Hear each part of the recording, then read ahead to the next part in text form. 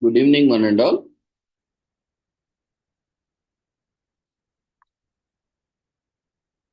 We welcome you all to the International Conference on Psychology, Counseling, Guidance, Therapy, Interventions, Education, Environment, Health, Well-being, and Sustainable Development 2024, commemorating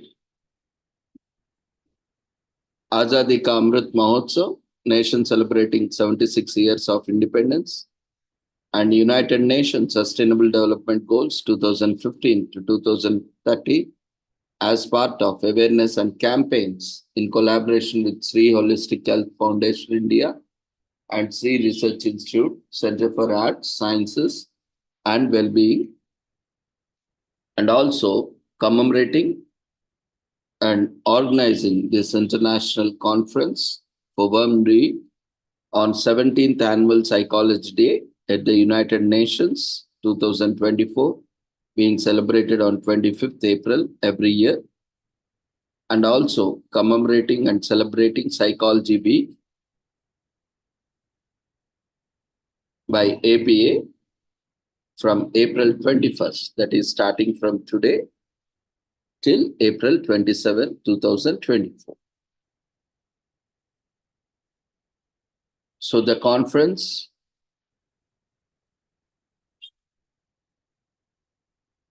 will be for 1 week, starting from today, 21st April 2024, Sunday, till 28th April 2024, Sunday. Every day, sessions will start at 6 p.m. and the session will start with registration form being shared at 6 p.m. and will continue with the sessions. So this international conference is being organized in collaboration with Sri Holistic Health Foundation India and Sri Research Institute Center for Arts, Sciences and Wellbeing, and various collaborators like Pure Earth Foundation, Global Forum for Sustainable Rural Development, EQ for Peace Worldwide Inc., USA, SNR Consulting Engineers, and international and national multidisciplinary faculty, including psychology fraternity.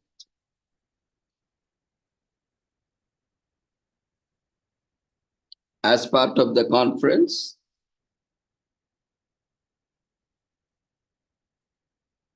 the registration forms were widely circulated on various platforms, based on which we have received very good response, around 500 registrations, with more than 100 plus presentation registrations. We appreciate everyone for registering as participant as well as presenters.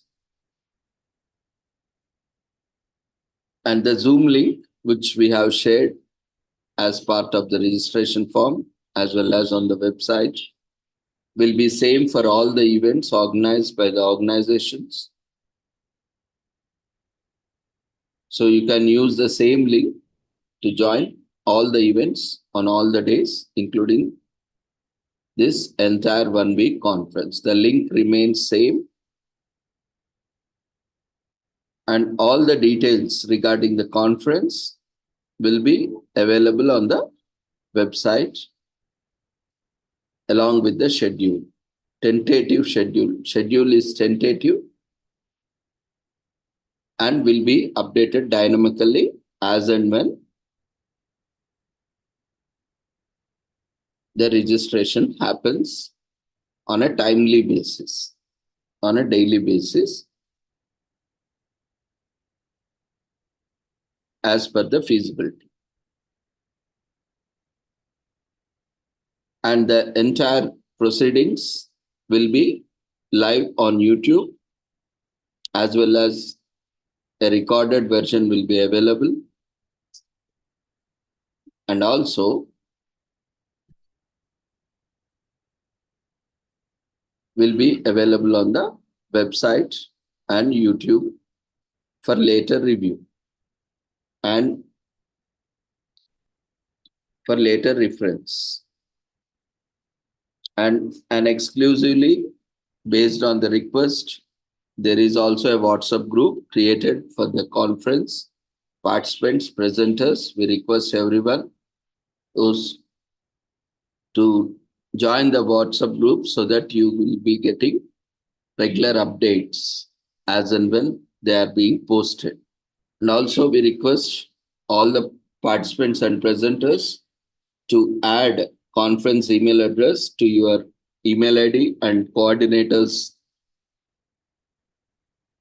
mobile number to your contacts email address as well as contact number to your contacts so that you will not miss any updates.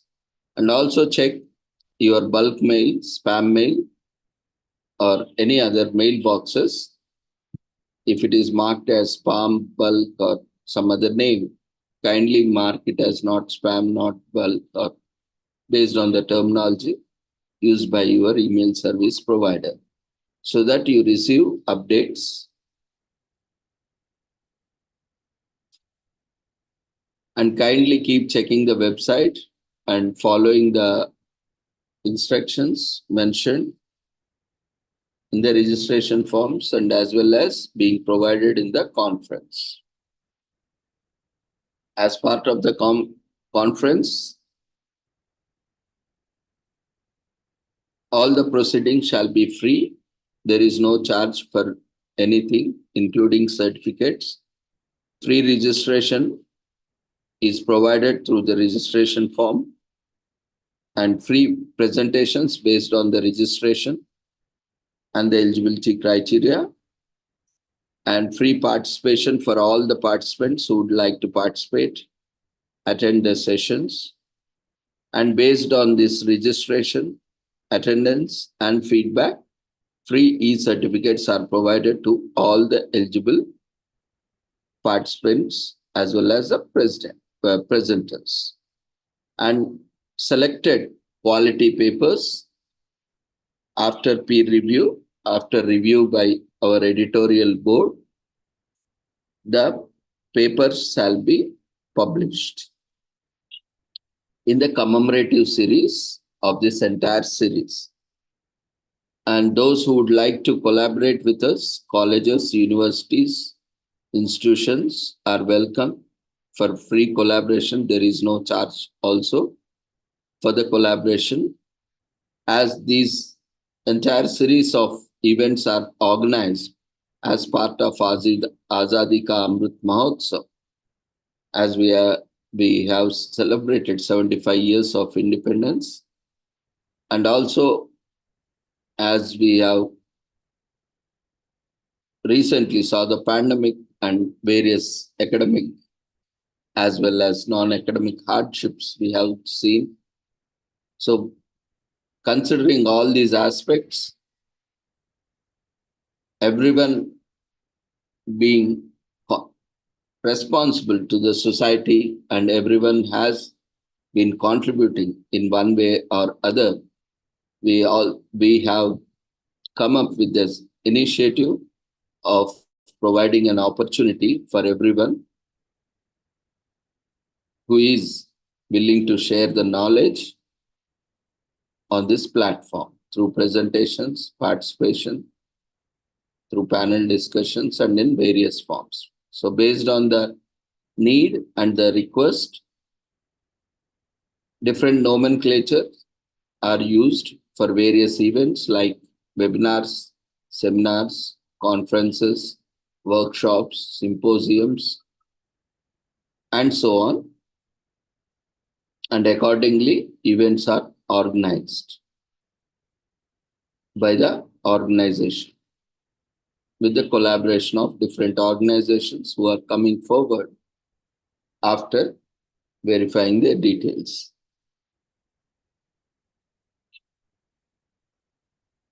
So due to shortage of time and due to short notice, as we have circulated the registration information and invited presentations, and to provide opportunity to each and every participant, we have kept the registration open, both for participation as well as presentation. So all the presenters, participants can register any day, even if you attend last day. You can register on the last day and you can attend on the last day to get participation certificate on the last day. So no need to worry if you have missed 1 or 2 days. Whichever day you are participating, you can get certificate. If you participate on all days, complete formalities, you can get certificates for all the days. And presenters also, you need to be vigilant and following the instructions and be careful to complete all the formalities in time. We are very particular about the formalities because when you are asking for a certification or a certificate to certify that you have completed all the formalities and presentations, it is your responsibility that you do everything in time, complete all the formalities and complete your presentation as well in time. The certificate certifies that you have completed all the formalities.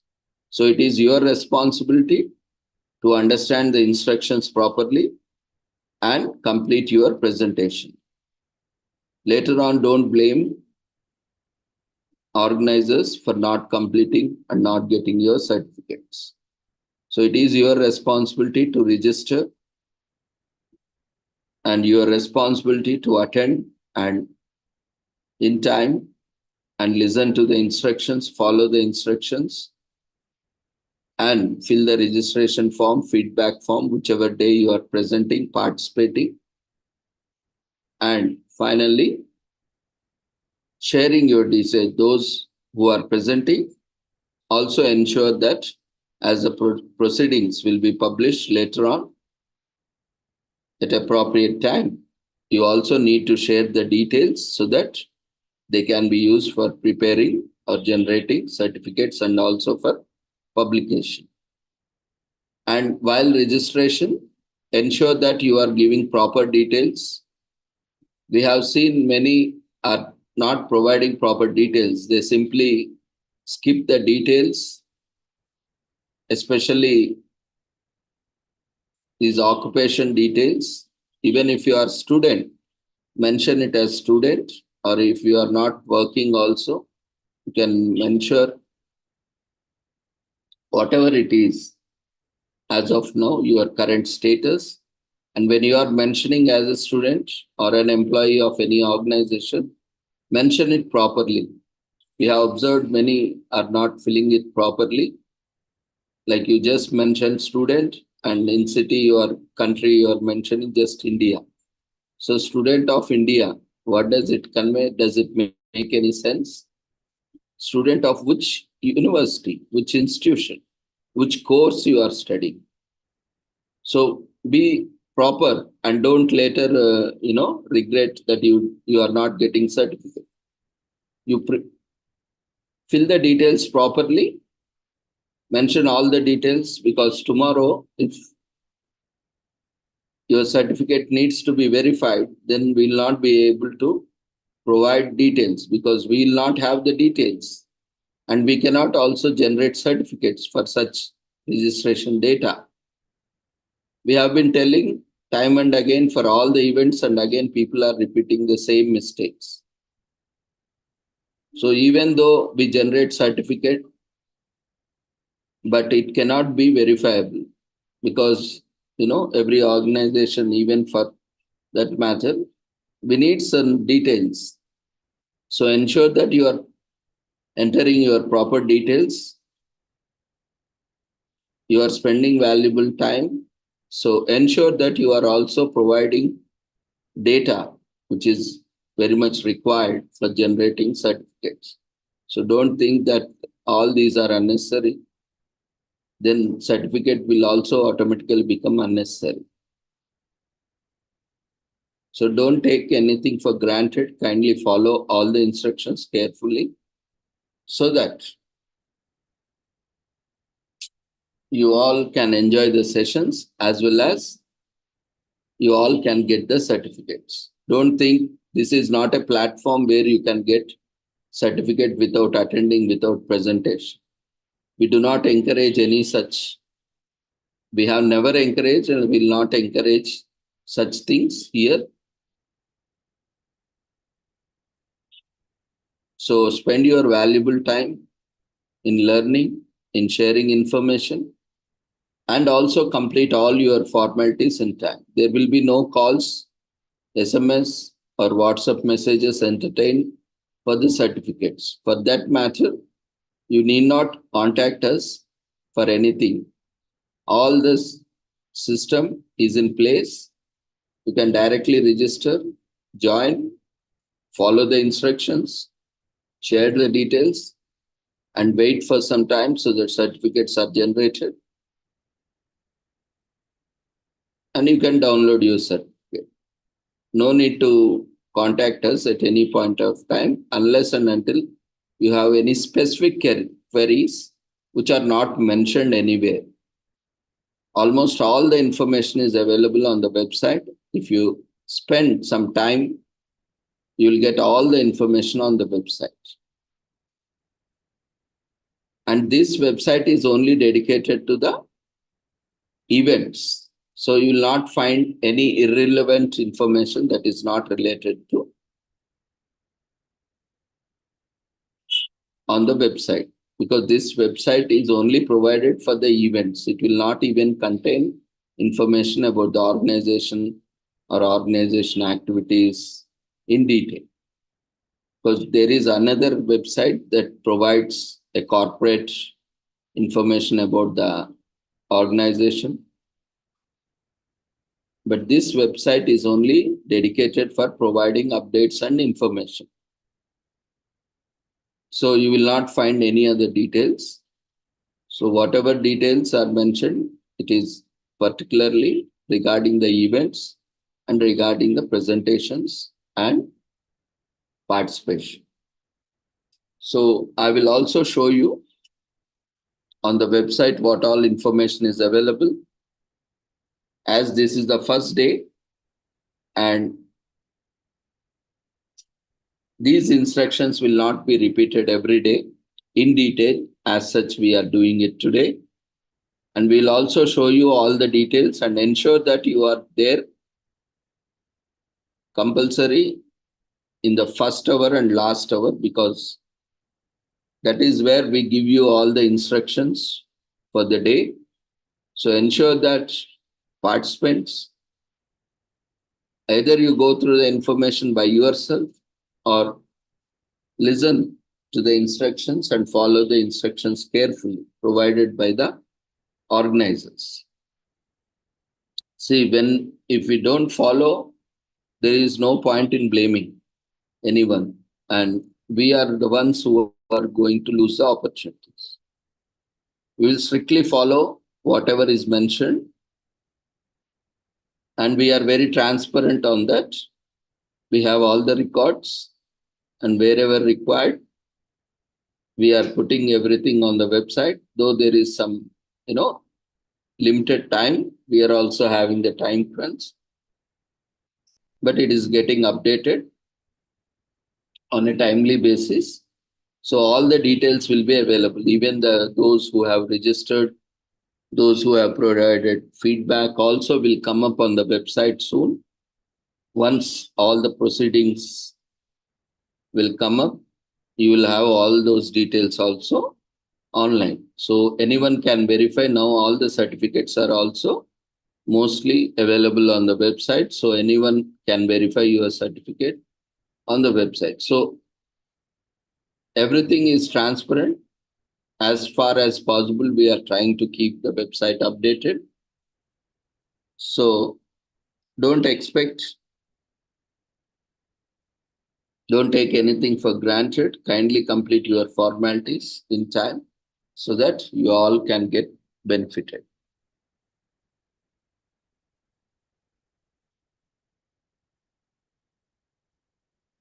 So I will be showing you the website from where you can get all the details. In the meanwhile, I request all the presenters who are waiting for their presentations to share their details in one single message, your topic, name, designation, organization, and the place from where you have come, and the duration of presentation. And the format which you are seeing on the screen is a full format. You need not share everything in the chat box. You can just share these 5 details, 5 or 6 details, your topic, your name, your designation, along with your department organization, and the place where you belong to, and the duration.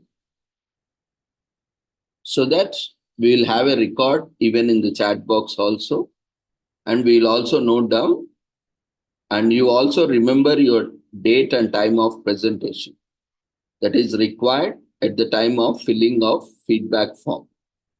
Feedback form will ask when you have presented, at what time you have presented. So all the presenters kindly note down your exact time and date of presentation. That is very important for all the presenters to fill the feedback form.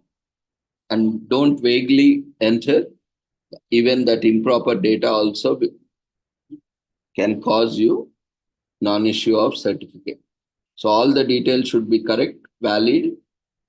It's very simple if you follow the instructions. No need to specifically remember all those things. Just follow the instruction.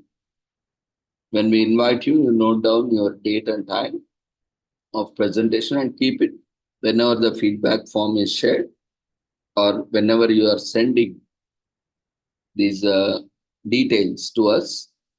Here it is the format which you are sending before.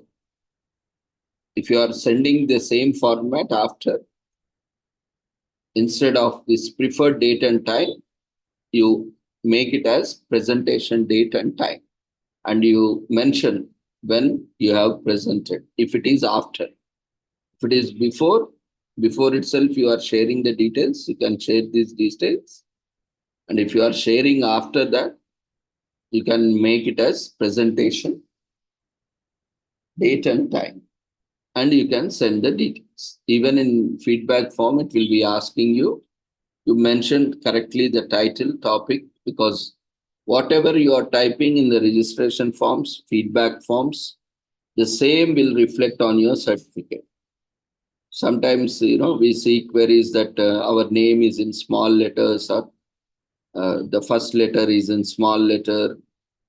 So that is all what you have entered in the forms, registration form. So ensure you are using proper cases, title case, sentence case, uppercase, lowercase, whatever, however you want to display. Kindly mention in the specific fields properly. Sometimes you are copy pasting or using autofill feature. We have observed in the place of name you are typing email ID. In the email ID you are typing phone number or somewhere. All these kindly check before you submit whether you are typing the respective thing in the respective field or not. These are the common problems or common mistakes people are making. That's why they are, their certificates do not get generated automatically. So kindly ensure that you are filling up all the details, and when you are filling your occupation, mention if you are a student or working, you mention your position along with your department or course, whichever you are pursuing, and organization. And while mentioning place also, you mention which city or which place, and you can mention city or town, state, country also properly. Here oblique doesn't mean it is an optional, you have to enter any one, but mention it completely so that you get all the details right on the certificate. And I'm already mentioning, as these are generated by the system, we are not checking individually each and every record manually. So don't think that because there is not much time, all our time is very limited. We all have the same 24 hours. We need to do all these things carefully. So let's all cooperate with each other, help each other in generating the certificates. So we request everyone to follow the instructions so that system will automatically generate. Otherwise, if you don't follow, the certificates are not generated and it will demand your time as well as our time, which is very difficult. If you do your duty perfectly, then automatically we need not give extra time. Otherwise, it is very difficult for us as well as for you to invest extra time, which is absolutely not necessary if you follow all the instructions. And later on, no need to blame each other for not completing. So that's why we are informing well in advance.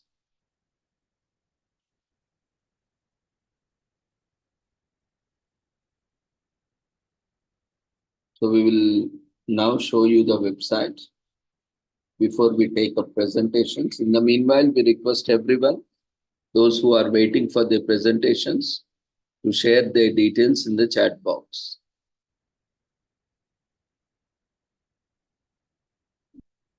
And only one presentation, one message in one time. If you have multiple presentations, you share one by one. Don't put all presentations at once in one single message. And you have to share in the chat box. And don't tell I have filled the Google registration form, I have sent to email ID, I have sent to there. Because today now you are present here and you are requesting a presentation here. So you be mindful here. Don't tell all those things. So you share all the details, what is requested here. That is the problem, where you face the difficulties. You don't follow instructions and you have your own assumptions. That's where the problem comes. Kindly follow whatever is mentioned. If you have a presentation now, you share those details here. And other details you have to share. Anyway, you have to register. You need to register. You have to register. And now, by sharing your details, you are providing, and that becomes a record. Later on, if you don't share here and you directly go on for presentation, again, that record will not be there. And you will be responsible for that. So that's why follow the instructions carefully. So we'll also show you the information available on the website. So this is first day. So we are taking time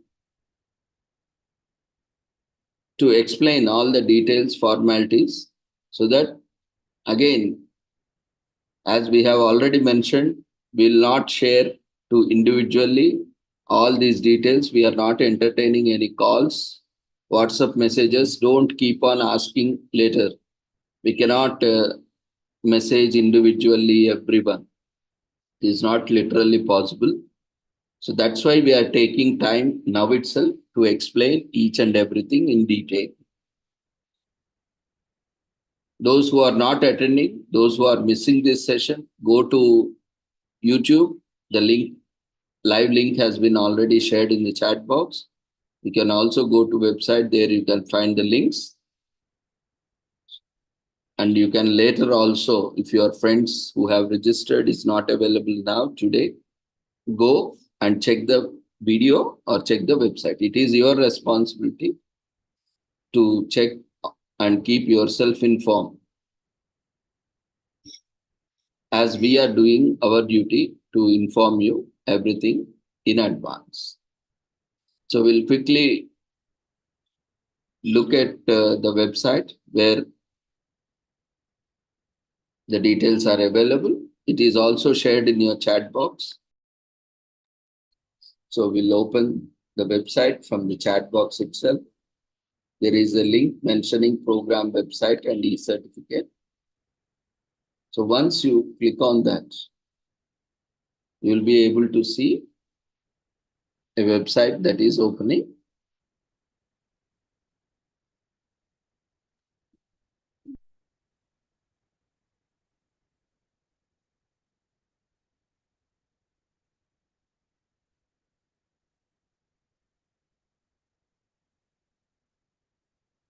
So this is the website for the international conference and various events. You can see this website is only dedicated to the events. Okay, this is the home page. So this will contain all the events information only, nothing else, nothing extra, nothing less. Here you can see the organization names, both the organizations.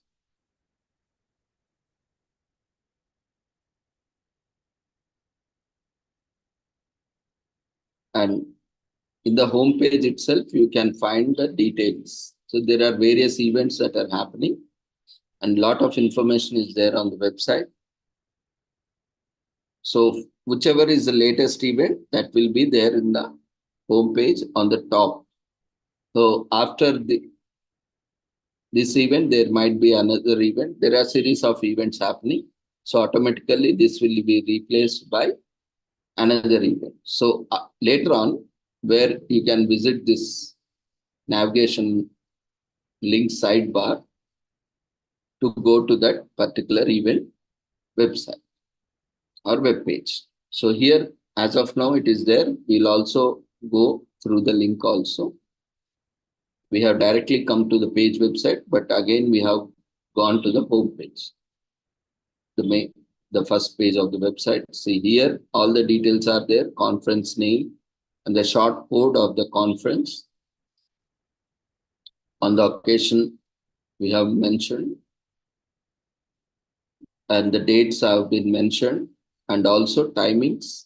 Time zone is India, and those who are attending from other countries, kindly check your time zone accordingly and join the meeting.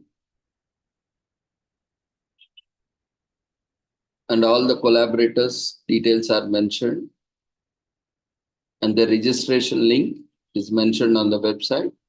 And as part of the conference, we are also having a psychology quiz, which will be shared shortly, maybe in 2-3 days time, and we will give you entire month. No need to worry.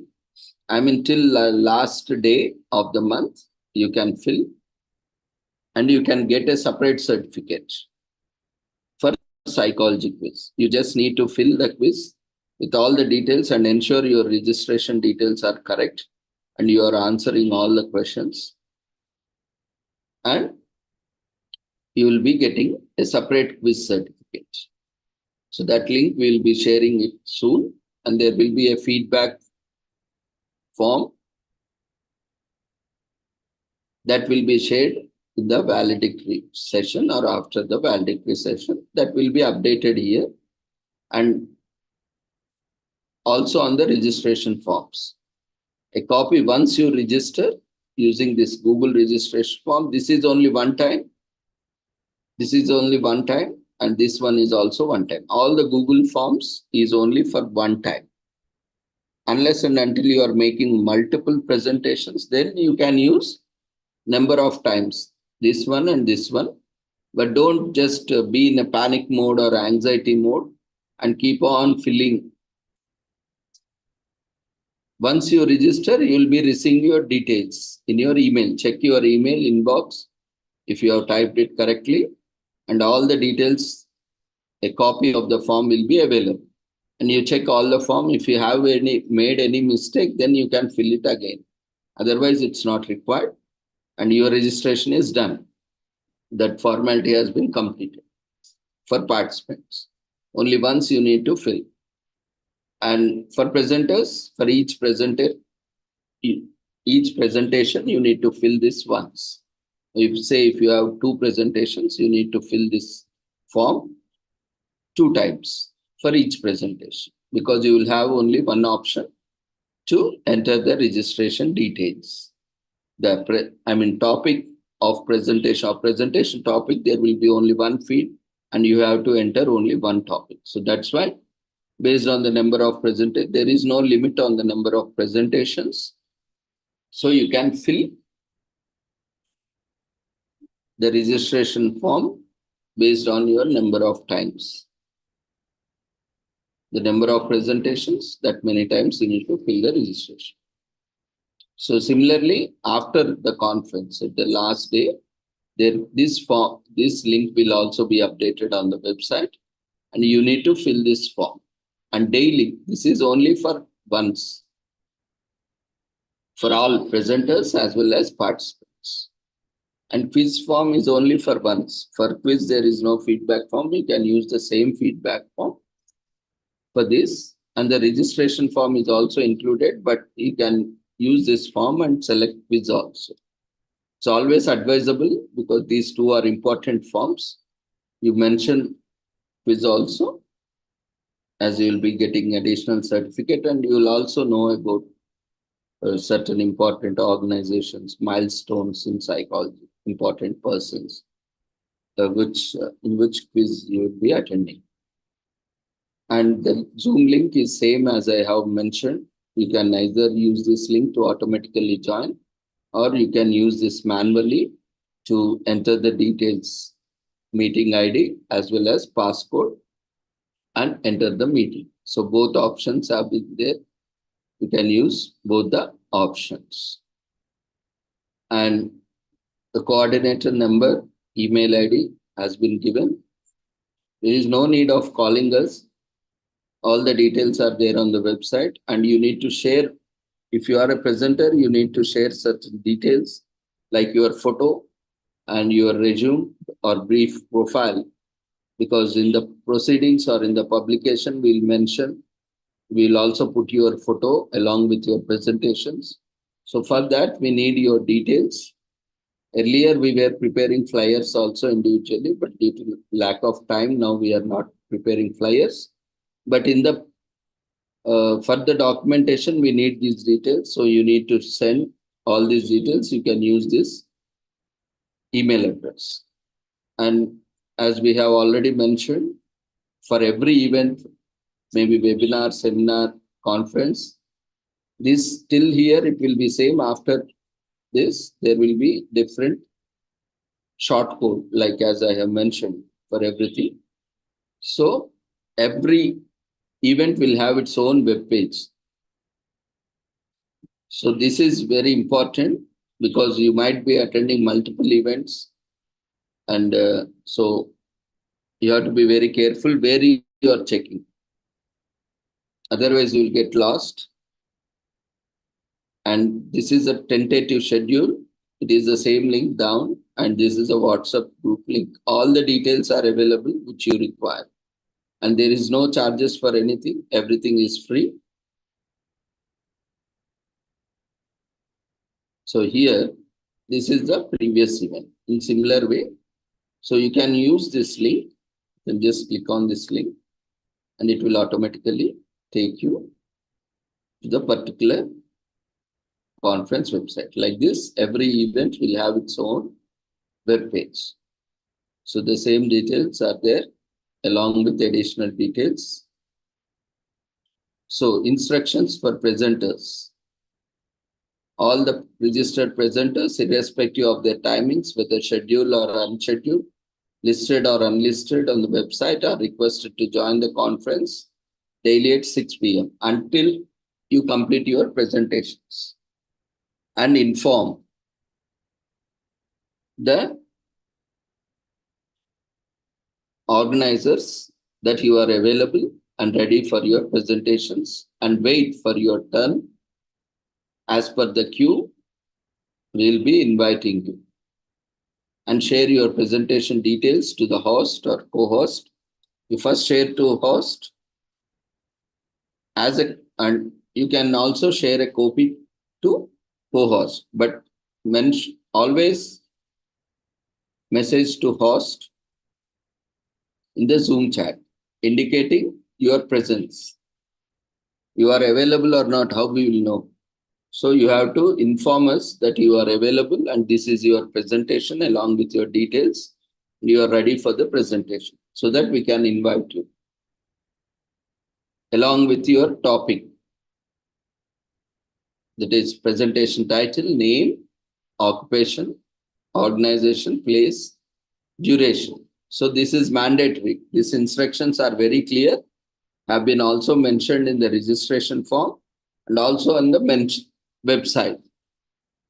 So kindly follow these instructions. It has been already mentioned to you.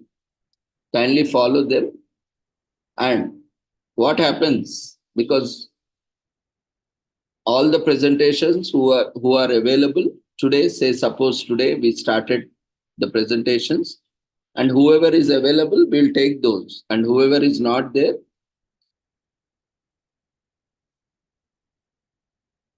they have to reschedule or they have to join tomorrow and also make a request. So till last day, not on last day, till last day, you will have options before one day, and don't wait till last day.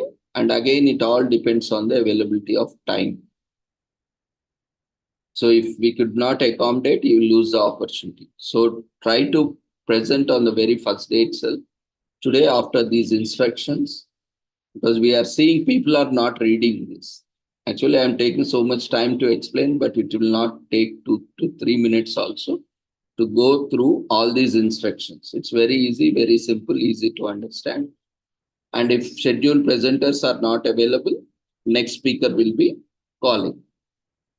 And after all the available presenters are there, we'll close the session. It's not like we'll wait without any presentation, without any activity, we'll not keep the conference going, meeting open. So once all the available presenters are there, we'll close the session and for that day. So that's why don't wait till your time and join at that time.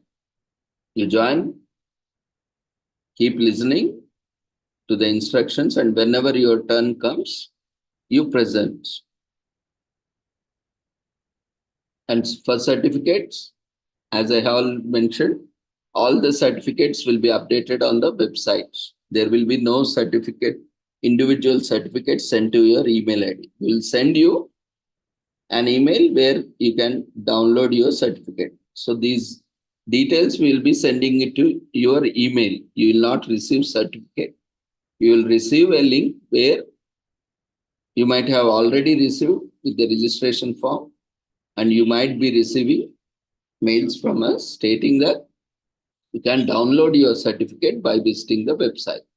The same link is the program website link here, which is mentioned. Here clearly mentioned program website and e-certificate link. So by visiting here, you can download your certificates. All certificates will be updated on the last day after completing, because feedback form will be shared on the last day. And that feedback form generally contains also list of all presentations. So for that, all the presenters need to complete their formalities. Sometimes it happens that presenters do not complete their formalities, and because on-spot registrations are also happening.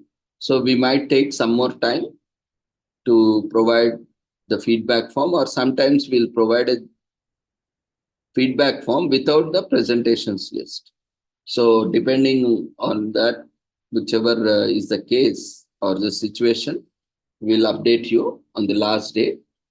That's why we mention everyone, before only you complete all the formalities, or immediately after your presentation. If you require that presentation date and time exactly, then you immediately after your presentation, after the conference or even while conference is happening, you can send us email along with your details. So that your job will be done. And similar way, we have put all these instructions as well in the Google Drive link also. So generally what happens, this Google Drive link we will create after certificates are generated, but we have created in advance so that where you can go and download your certificates. Now these folders will be empty. You will not find anything there except in the presenters. You will find the instructions. All these links will be there so that you know what you need to do to get your certificates. So presenters, you can find your certificates in this link after you complete all the formalities. And participants, you have to register once using Google form and provide feedback once at the end of the conference using Google form. And daily, you need to register and daily you need to fill the feedback form for that day so that you can get certificate for that day. So whichever days you are attending, minimum attendance is required. That day you will get certificate. You can download your certificates from it. But till 28th we have conference. So 28th you have to wait 2-3 days. The certificates are getting delayed only because either presenters or participants are not completing the formalities and we cannot keep on reissuing daily. So we are waiting till 1st May, and on 1st May we will generate the certificates. So 2nd May you can visit the website, and whoever has completed all the formalities, don't assume anything, verify yourself whether you have completed or not. Check, use the same format exactly, don't change the formats. Don't do as you like. Kindly follow the formats as specified exactly, because the system will be taking all the details automatically. If you make any mistake, then the system will not take data, will not fetch the data. So don't reinvent any new formats. Kindly use the formats carefully as provided, as displayed on the screen earlier, and use the same order. So here your certificates will be available. And for the quiz also, here you can download your quiz certificates in this link. So all these will be updated and the quiz form will be shared in a day or two. It's almost done. So we are finishing it up, finalizing. And maybe tomorrow we'll be sharing you the link tomorrow or by the end of the conference. You need not worry, we'll be sharing chat box also, WhatsApp group, as well as on website. So you keep checking the website and you verify yourself. Don't assume that I have completed or you have completed. Just ensure, verify yourself whether you have completed or not. And if you are not completed, you fill the details. So as already, this is also updated after 3 to 5 working days after the conference, that is after 28th April. So those who are eligible, whoever has completed their formalities will generate automatically, system will process and generate certificates, and they will get updated in the Google. And as are already mentioned, forms with incomplete, invalid details, like as mentioned, this is commonly seen even in earlier, you can go to previous quiz certificates. They just mention student and India.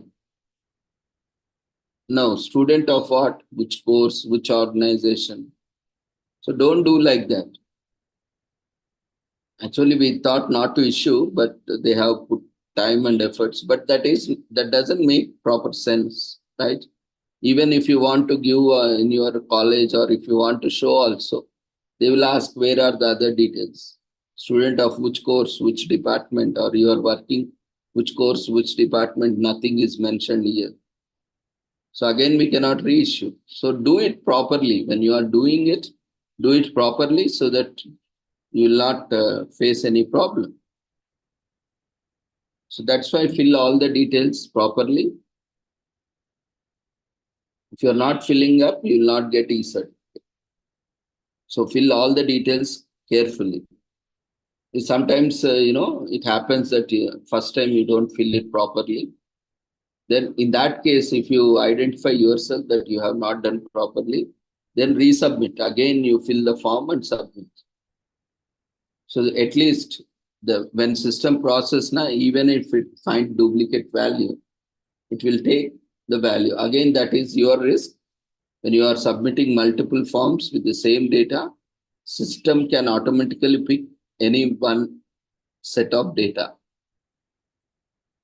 So that's why when you are filling it up, at the first time only, you fill all the details correctly and don't confuse the system and let system choose by itself which data to be used.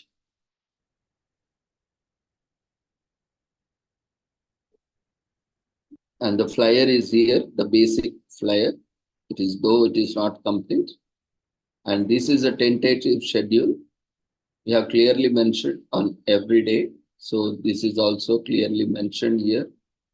So those who are reading, going through the instructions carefully, they know that what they need to do. And if you are not going through the instructions, don't blame anyone. It is you to be blamed. It is you losing the opportunity. So based on the registration form, you have mentioned preferred date and time, right? So time we have not mentioned because again, you have to inform us in the chat box whether you are available or not. So that's why we have put tentative list as per your request. See, sometimes this is how they have entered the data in the Google form. You can see here only, like every presenter, what details they have provided. Is just mentioned English facilitator, where it is in Hyderabad, Telangana, India. But which institute? There is no details. Like that, if you are mentioning, you will only face problem. See here, she has mentioned undergraduate student. You can also mention properly BA, BCom, whichever it is there. And Department of Natural Resources, Faculty of Applied Sciences. And which university, organization. See, these are a kind of mistakes you make while registering. This is exactly as you have entered. And topics also you are not choosing properly. You should be very specific. This is not an awareness like we generally choose topics and talk about pollution. So there is a lot about pollution, what you are going to present on pollution.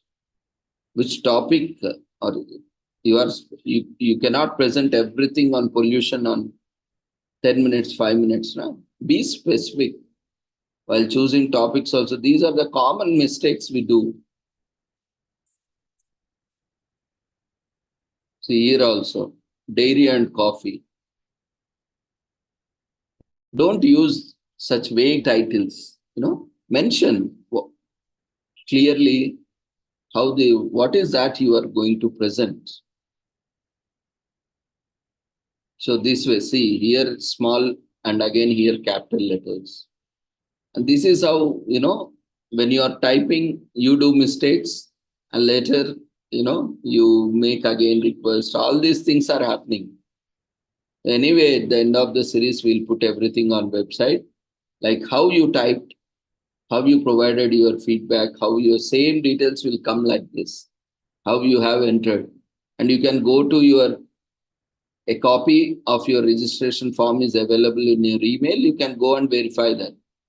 This is the way you type. This is the way you are typing. These are the details you are providing. And the same details, again, which you are filling in the feedback form.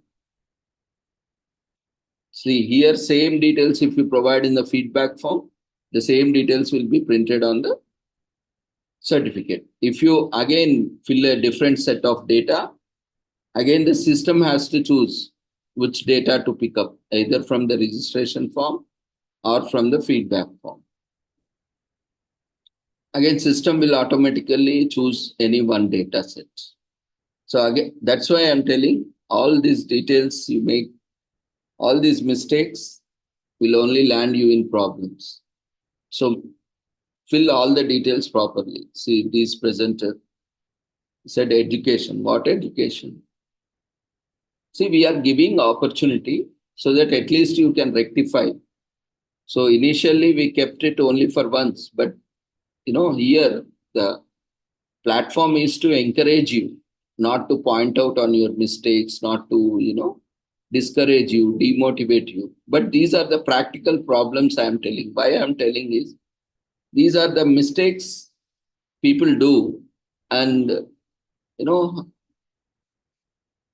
and there is no proper details on how we can issue certificates and how we can mention in the proceedings. Will be difficult, you know. So that's why mention all the details properly. Like, see here, this person has, in the topic it is vague, but still he has mentioned he is a research scholar.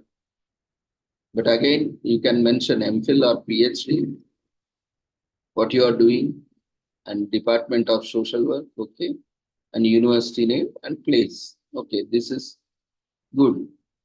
And they have also mentioned, city, state, country.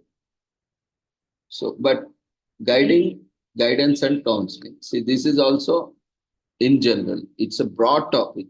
Be specific what you are talking on guidance and counseling. Don't use these single terms like, and if you go and use these certificates saying that I have presented on this, that is a very broad topic, right? And what you have talked on that, what you have presented in guidance or counseling, you should be able to answer, and that should reflect on your titles. So choose titles properly, because we are running short of time. So we have just to schedule, we have just taken this. See, these are the problems. This will create, these will, create troubles for generating certificates. With this vague kind of data, we cannot generate certificates. We cannot issue certificates. So do your duty properly so that we can help you. Anyway, we are helping you. See, even you can see that's why we are putting it here as it is. We are not changing anything. So here also, incomplete data. Which organization? No details. Which department? No details. So similarly, these are the practical problems we face, and that's why, some people don't get their certificates because they don't provide details properly. And that cannot be also verified. If suppose tomorrow we get a verification that whether this certificate is genuine or not, whether this person has really presented or not, then how we can verify? If you don't provide proper details, if you just mention, we have seen somewhere, just student or just some assistant professor or something without any details, I will know which department or which university, which organization. And sometimes names are also, they don't put complete name. They just put some one word as name, not complete name, without any initials or something like that. Now, how you will verify which person is that? Only here one thing is that email ID is there. Sometimes email ID is also wrong. Sometimes mobile number is also wrong. But that doesn't come on the certificate, right? No one prints email ID, mobile numbers, date of birth, and everything on certificates, right? So verification will become problem. Why? These are technical problems. And that's why, people face difficulty in generating their certificate. Anyway, see, Why I am taking so much time is when we are helping, we are providing opportunity, when we want to encourage you, motivate you to do things, do it properly. All the instructions are there. We have clearly provided what you have to do. Do it properly so that you will not face any problem in future. At the same time, you will also get quality benefits out of it. See, like that, whatever request we have received, it was when it was updated. So it was updated on 20th yesterday. So even now also people are registering. So don't worry if your name is not there here. If it is there also, not there also, don't worry.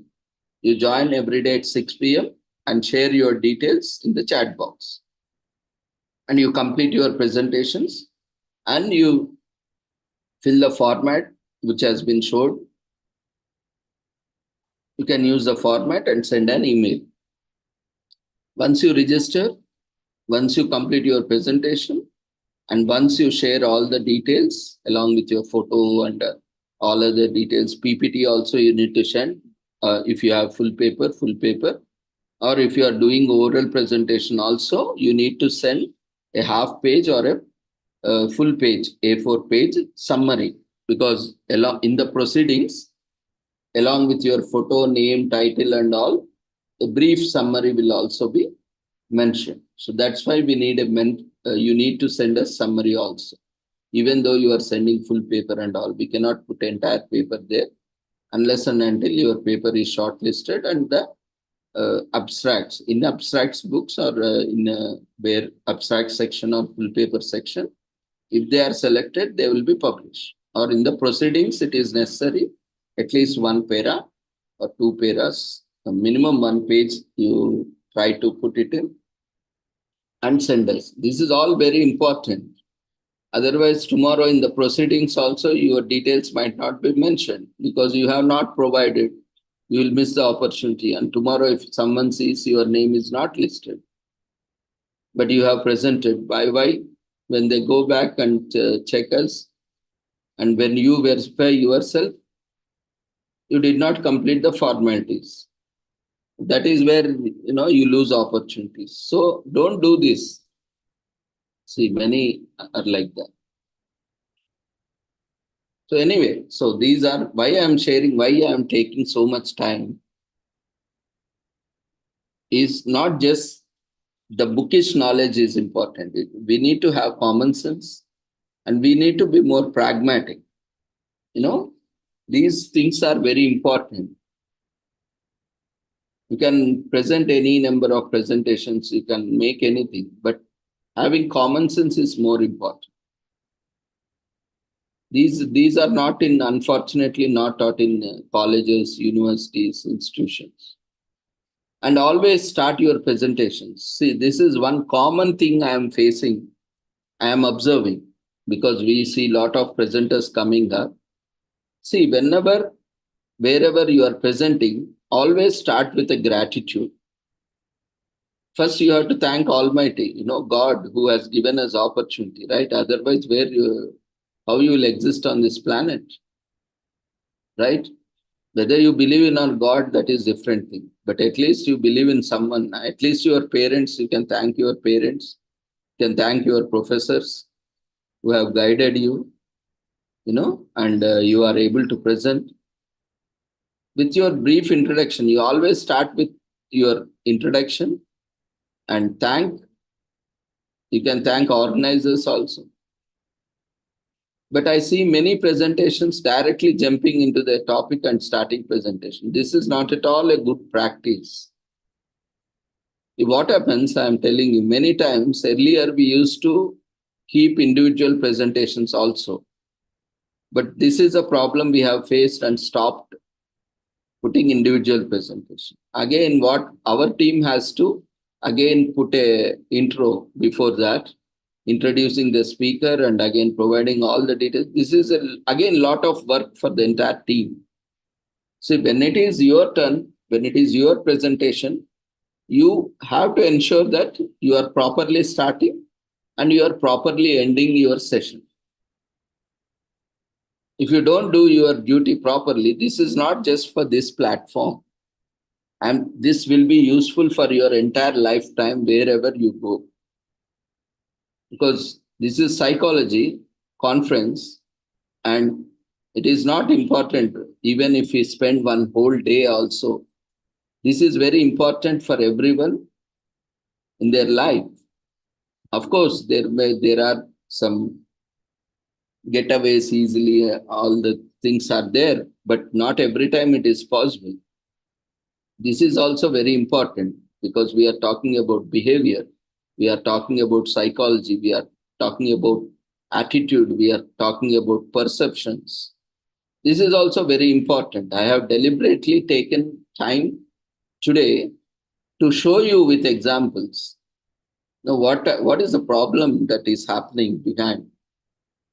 And I can show you the data also. That's why, people, it's not easy things on this platform. Though it is open for everyone, it's not everyone's cup of tea. The simple reason is they are not willing to follow instructions. Again, why that not able to follow, that also conveys a lot. Then they are not learnable. They are not open to learning. When we are not open to learning, we don't learn. We don't follow instructions. So when we are not open to learning, we will not learn. So we will become stagnant, or we are adamant, or we cannot even learn, and we cannot even, if we don't learn, we cannot even teach that also. We cannot even practice that also. So it conveys a lot. When we are doing something, a lot is conveyed. Like when we are communicating, it's not just the words that we speak, oral communication. Non-verbal, it's not just the verbal communication. Verbal communication is always 15 to 20% of the total communication. Non-verbal communication plays a majority role in communication. We all know that. And it is also proved, various theories are there. Of course, the percentage varies somewhere 30, 40, 50, or either that way. But that is a fact. Similarly, here also, how we behave on the platform, how we behave, how we respond ourselves on messages, how we conduct ourselves on platform. This is an international platform, and everything is live on YouTube. Many people are watching us, observing us.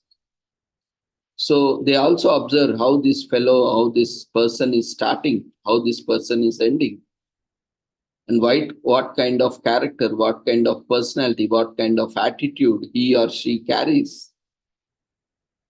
We just tend to ignore all these things. And we just jump into, we see, because even in recent conference also I mentioned, I feel very bad, mentioning everything like this to KG students, or no, you are not school students, or you are not still this. Most of us, start from UG, PG, PhD, postdoc, and we need not mention to each and everyone. These are common sense, for everyone, applicable for everyone, me, you, and everyone, right? So do it properly. Ensure that if we are taking a video from the total presentation, it should cover entire thing, starting with your name, along with your acknowledgement, expressing your gratitude and your presentation, and also ending with expressing gratitude and thanking not only the organizers, but also the participants who are there listening to you. Then that entire video of your entire session or your presentation, we can pick it up, or even if you want that entire presentation, if you want your copy, if you want just only your copy, then will it look good when you are sharing? When you are directly jumping, sometimes people don't even mention their name also, topic also. Now, if you share that bit of your presentation to someone, will it good look? You'll ask, what's your name? Where is your name? Where is your topic? Which organization?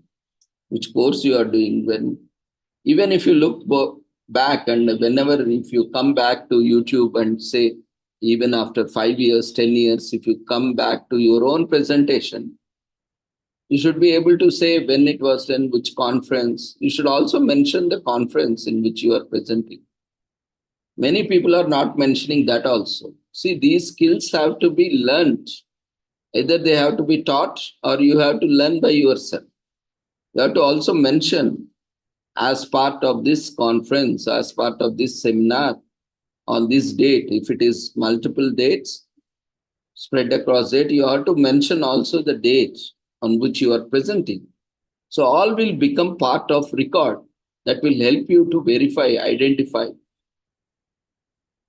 But all these are, we are seeing many, even the most senior people are also doing the same mistakes. They know that. But again, these things are happening time and again. So as part of psychology, this is also part of psychology when we are talking different aspects of psychology of a person or a personality, how they are conducting themselves in private, personal space or in public space or public sphere.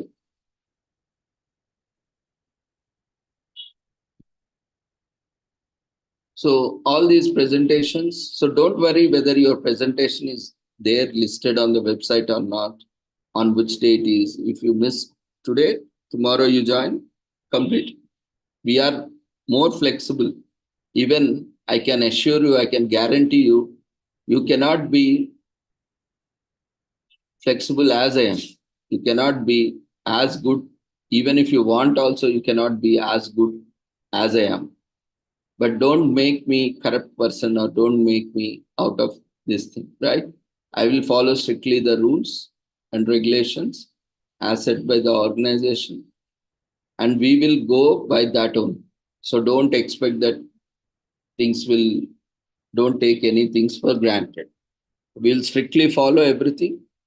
And these are very simple things to be followed. As I have mentioned, only 4 things you are doing. You are not paying anything, right? In many of the events, you are paying thousands and thousands of rupees. And not even your paper will get selected. But here, we are giving you opportunity. You are not even paying, even if you are having, even sometimes we see, we also keep getting a lot of concerns from senior professors and others. Why you are allowing such a presentation? But we want to encourage, because many are first generation learners. We want to encourage you. And at the same time, you should make us also proud for giving you opportunity. You should not make, make us feel or make us demotivated so that others, because of you, others also lose opportunities who are first generation learners. Wherever we go, when we are utilizing the opportunity, we should ensure that because of that, we are generating more opportunities for others also. Then only, God will also bless you. If you don't do that, by going somewhere, you lose your opportunity also next time, and others will also not get an opportunity, because by referring you, people will deny opportunities for others. See, the last time we gave an opportunity and that person did like that. So all these things come up. That's why we are not discriminative. We are not judgmental here. We are opening. We are giving opportunity, but that should not be taken for granted. So follow the instructions. You are not paying doesn't mean only if you pay, you will be serious. It's not about money. Nature has given air, water, food for free. But that doesn't mean you pollute. Today, now what? All are polluted. That's why we are paying for it. You don't get fresh air. You don't get fresh drinking water. You have to pay, buy water. You have to buy food. So all these have become, which was once free, now became paid. Of course, that is circular economy, that is a different concept. But only one thing I want to mention is last before getting into the sessions. So use this opportunity and help yourself. So whatever, as we said, we are what we eat, what we think, what we do. So it is all you. Platform is there. We are there to help you. If you utilize it properly, you will get knowledge, you will get recognition, you will get certificate, everything. If you misuse it, if you don't use it properly, you are the ones who are going to lose it. Now you decide what you are going to do with this platform. Whether you are going to empower yourself and the platform with this, or you are going to lose. So that is how the things work here. So we encourage you in the right manner. Only when you complete all these formalities, we will be able to help. See, opportunity is given. You are registered and you are sharing details. We are giving you opportunity. You are presenting. And that presentation is also there live on YouTube as well as on the website. Gone. Duty is completed. But the last duty coming to certificate, for certificate, there is such a formality. You have to complete all, then only you will get certificate. So you have to ensure that you are completing all these formalities so that you are eligible for the certificate. And don't assume everything that you have done completely everything. We have 99.99%. We have identified mistake from the participant or presenter side only. We are very confident because now I am showing you, I can show you in that, but who has time? Time factor, that's what I'm telling. We cannot show it to each and every person. But I can only take time one day, like whenever there is a multi-day or whenever there is a single day, I can take 1 hour and then I can explain the problems, the practical issues. But I cannot keep on explaining everything. Every day it is not possible. And that's why we don't expect that, don't keep saying that, you don't respond to calls, you don't respond to messages. There is no point in responding also. Because everything is mentioned and you are not following. Even if I keep telling entire thing also, it is waste of my time and resources. And many times it happens, people keep messaging and I said, go and download your website. They will not check. They are waiting somewhere checking. And some will ask, what is the website link? You don't know. You have registered, you have attended, and you don't know where to check also. And which website? Again, daily, every day, one program is happening. Which program you are talking? All these are there, which are very important. So when you are talking, you have to communicate properly. If you don't communicate, you will not get a proper response. You have to mention, this is not an organization where an event is conducted once in a year or once in 6 months, right?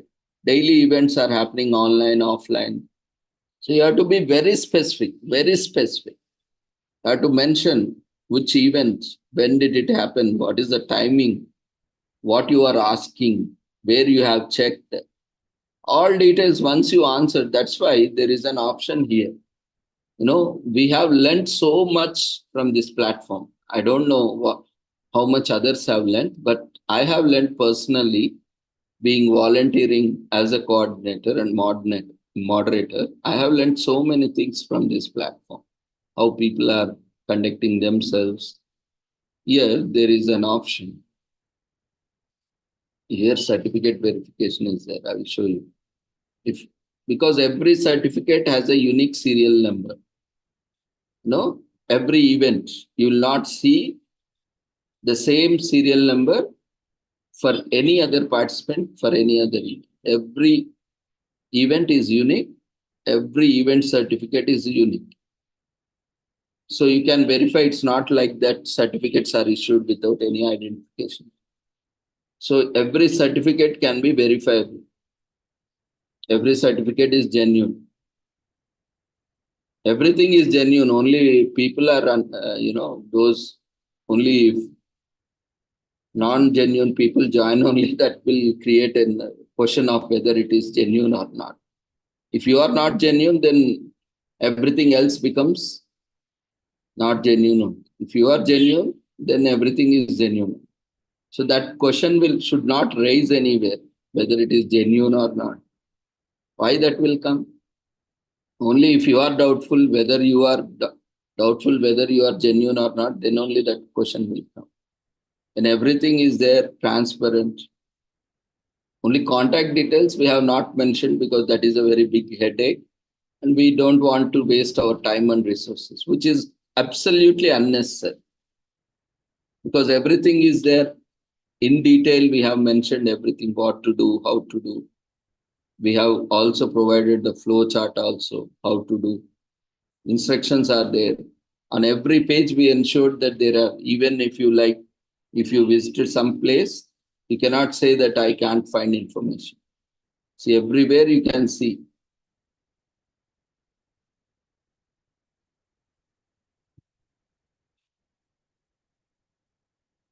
So certificate verification, you can verify each and every certificate. But again, here you will face problem if you don't provide all the details. When they ask, when someone asks details about you, whether this certificate is organic, whether someone says he is studying in our college and whether he has participated or not. If you don't provide college name, department name, we cannot say. So we say invalid data to verify. That's all. Now who will be losing? If you don't provide detail, we don't know whether, if you mention just as we have seen, student India, so we don't know where you are studying, what course you are studying, whether you are studying BA or MA or MSc or BSc or BTech, MTech. We don't know. How we can verify? How we can certify?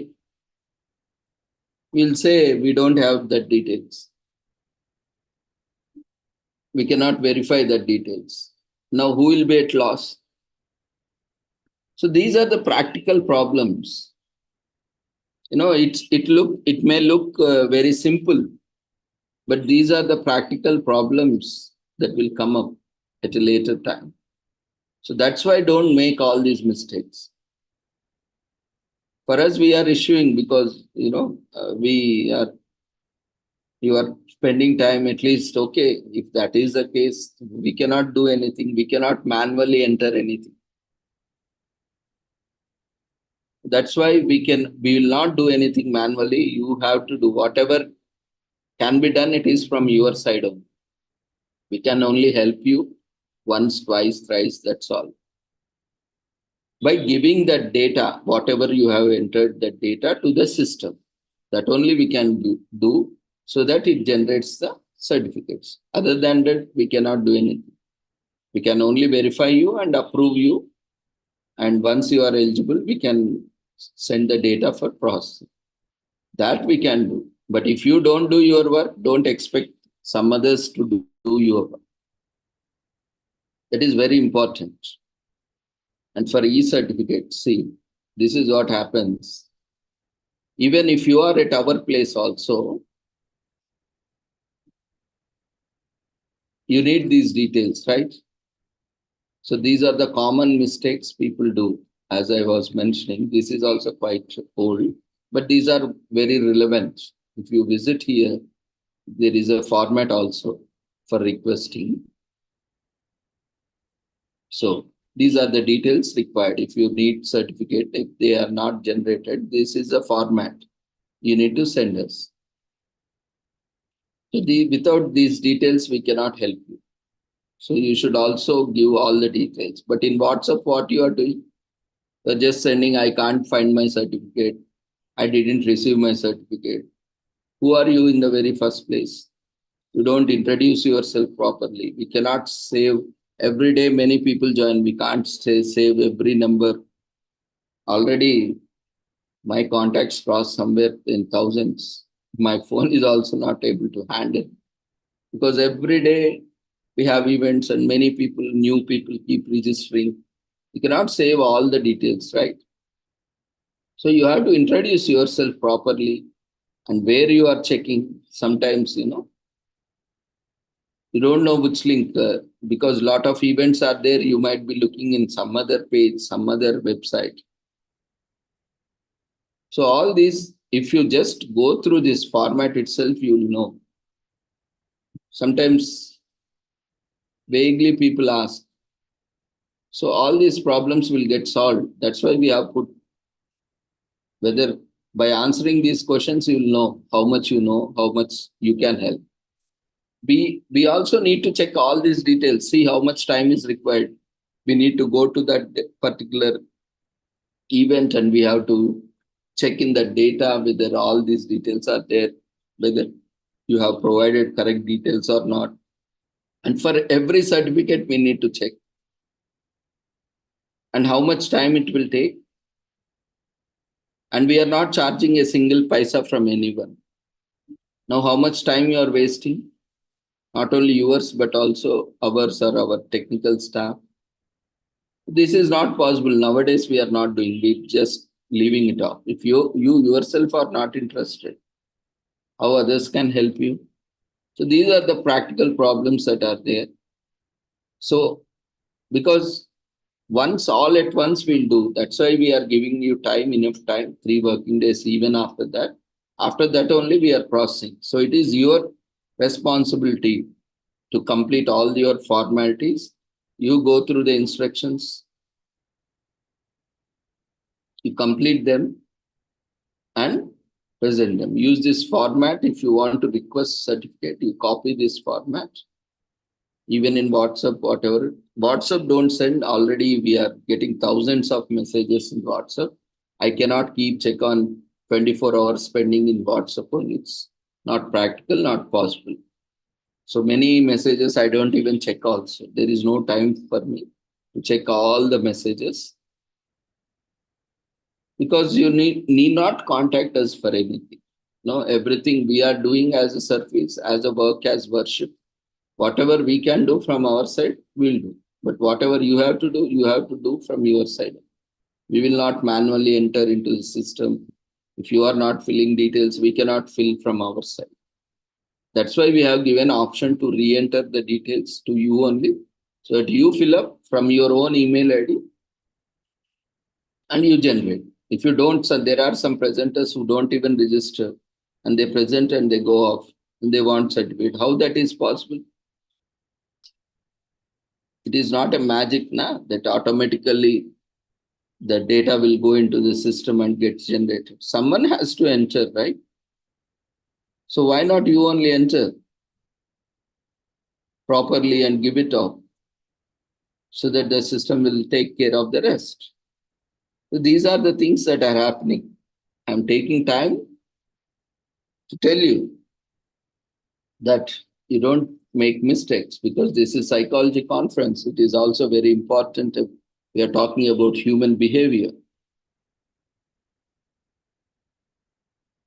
Okay, so hope all the details are there on the website.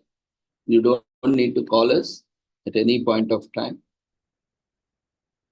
So if you are not getting certificate, that means you have done something wrong somewhere, or you have missed something, or you have provided some invalid data or incomplete data.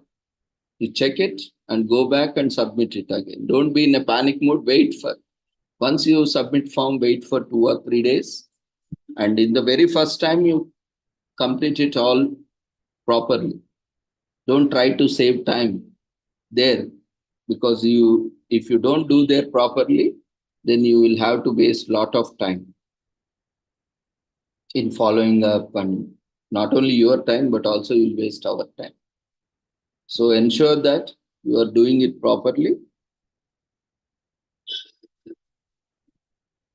And if you have any doubt, go check website. All the questions are answered at different sections. You only need time, that's all. So if you are still having doubts, means either you did not check the website That's why we always general reply is go to website and check the website. So we'll move on to presentation. We'll take 1 minute break and then we will formally start our commemorations today and then we'll take up presentations. Let's have a quick break of 1 minute. In the meanwhile, you keep sharing your presentation details. I will be back.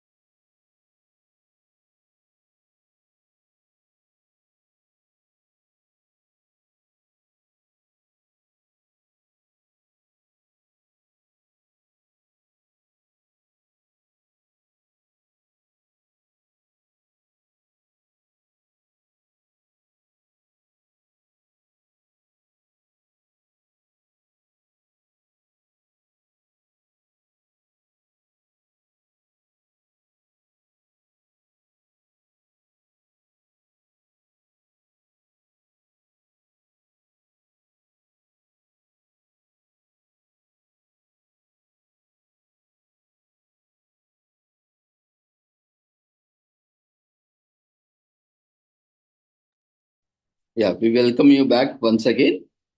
So hope all the instructions are clear. If you have any queries, you can use chat box to share the details of presentation, as well as if you have any queries for security reasons and to conduct the session smoothly, all the mics are disabled. Video is also disabled. Only when we invite you for the presentation, we will enable your audio and video. Then you will be able to unmute yourself, start your PPT. and also start your video and make presentation. So till then time, if you have any queries, keep asking them in chat box. And when presentations are going on, kindly do not interrupt with unnecessary messages and always try to put everything in one message. Unless and until you are having multiple presentations, put your query, entire query in one message so that you'll not distract everyone in the chat box. So with all these instructions, we'll move on to official inaugural of this 1 week international conference. Before we start, let's take the blessings of Almighty.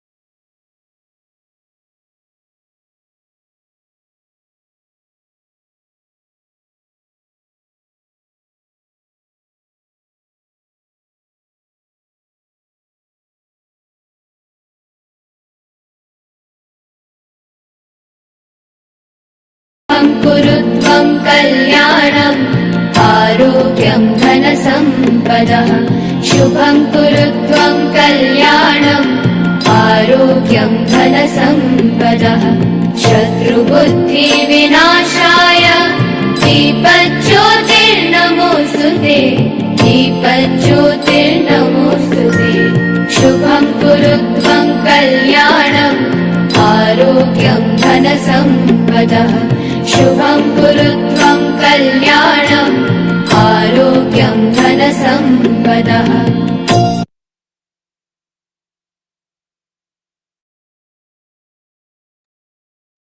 With the blessings of Almighty, we shall continue with today's sessions. Today,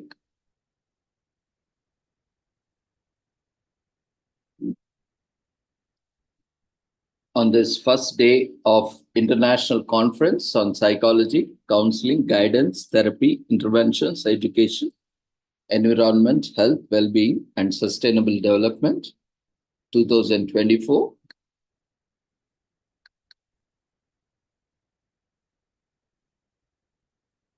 On occasion of 17th Annual Psychology Day at the United Nations, 2024, and Psychology Week, organized by APA, we are organizing 1 week international conference and inviting presentations from across the world, from all the stakeholders, including students, academicians, practitioners, those who are willing to share their information and their research work on this platform. So today,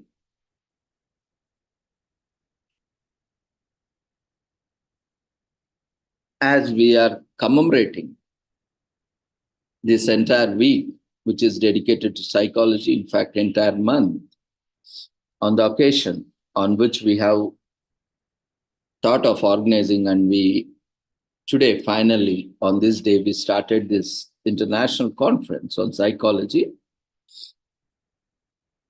There were two events that inspired all of us to be part of the celebrations globally. One is Psychology Day at the United Nations, with the theme of focus on leveraging psychological science and practice to achieve the UN Sustainable Development Goals.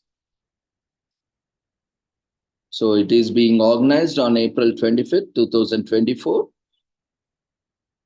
Reducing global inequalities through education and psychological contributions. So the 17th, this year, we are commemorating the 17th Annual Psychology Day, which is going to highlight promising practices designed to increase equity in education, as well as address issues of societal inequality through education. So by promoting empirically supported programming and interventions, Psychology Day offers the United Nations, member states, NGOs, and humanitarians culturally responsive responsive international strategies for ensuring inclusive, quality education, and lifelong learning opportunities for all, underscoring the contributions of science in advancing the achievement of the SDGs and 2030 Global Agenda. Psychology is uniquely positioned to respond to our challenges facing our international community related to access to quality education. Education is the key to nurturing respectful intergroup relations and cultivating peaceful societies. The United Nations has developed peace education resources and engage young people in action to support the elimination of weapons of mass destruction and promote disarmament. Education also has the potential for supporting the development of young people as informed global citizens. And notably, the Secretary General agendas for the 2024 UN Summit of the Future includes a call to transformation or transform education, including the recommendations to make essential shifts in teaching professions, learning environments, and the way that the purpose of education is viewed.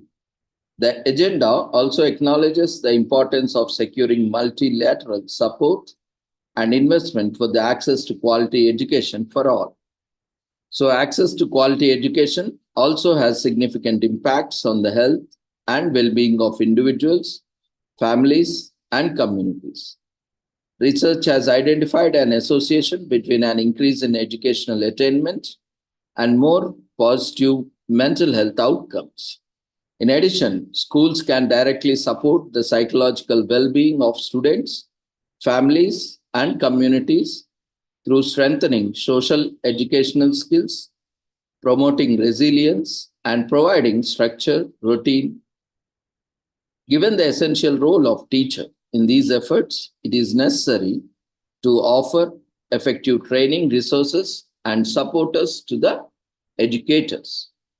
Education is a human right, and as noted by the United Nations Development Programme, in short known as UNDP, it is also one of the most powerful and proven vehicles for sustainable development. Over the past 20 years, there have been remarkable advances in education globally. For example, there have been increase in literacy attainment, and girls are enrolled in school at higher rates than any other time. Despite these laudable successes, educational disparities continue to be significant between urban and rural communities. In some areas of the world, close to half of the girls are out of school. Additionally, the access to the education of children living in conflict-affected areas is perilously limited. While millions of children lack essential literacy and numeracy skills, further, the COVID-19 pandemic unfortunately disproportionately affected communities and has exacerbated school refusal.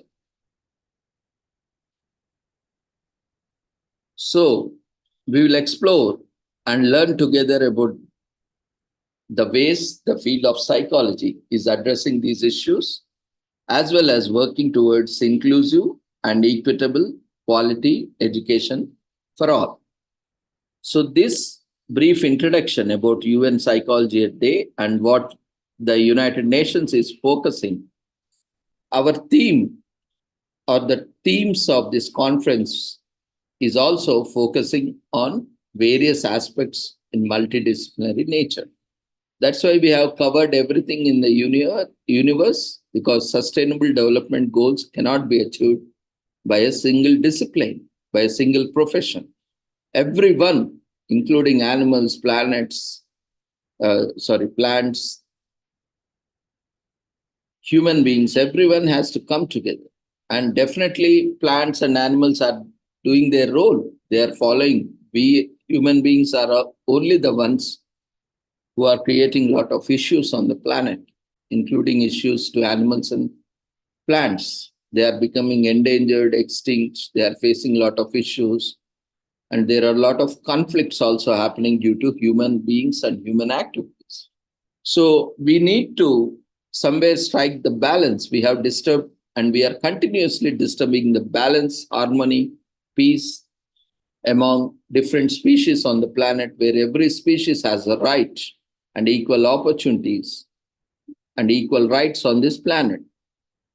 As we are as we are seeing, observing, or we are exploding our human population, and it is creating a crisis, taxing on the natural resources available. We are getting deeper into forests, and a lot of pollution that is being generated, polluting the air, water, soil, and deforestation that is happening. And animals are losing their habitats. Plants are lost in the process of deforestation. And who is cause for all this, for all these, calamities is human beings. Because of their human population explosion and because of the greediness, we are taking up a lot of forests, and that is creating a lot of issues. So let's focus on these issues. Let's see our conference also focus on how psychology can be used to address any problem on the planet. What psychology has to offer to the existing solutions, to the existing problems on the planet. So that's a basic, point of organizing and inviting all the disciplines, making it a multidisciplinary. And there is nothing that is not relevant to this conference or for UN Sustainable Development Goals. It is up to ourselves how we are relating our subject, our profession, our research in achieving Sustainable Development Goals. That's why every topic is relevant to this. But how well we are able to connect that topic and what kind of contribution, what kind of impact that is going to create in achieving Sustainable Development Goals is what matters. And we are also commemorating and celebrating Psychology Week from April 21st to 27th, 2024. Celebrate psychology, which is the science of everything, developing practices to help us work smarter, eliminating the root causes of injustice to help us fight inequality, conducting research that helps us understand ourselves and our world. These are just some of the ways that psychology helps us every single day, every single moment. So join us in recognizing the positive impact of psychology on our lives, our communities, our nation, our world, our planet at large. And this year, this is the second annual Psychology Week. And we all together, the international and national psychology fraternity across the world, let's celebrate the many ways the psychology helps us. It's a wonderful opportunity for each and every one of us to come together to create an impact and to share our knowledge, how psychology can help us in different ways in our day-to-day life, in various fields. So there is not, if you are able to see a connection, a relationship of psychology with what is happening in this world, then you are the right person to speak about it. So use this wonderful opportunity. We have 1 week time, which is a very good time for all of us. Let's keep everything aside and follow the instructions and utilize this wonderful opportunity to share knowledge.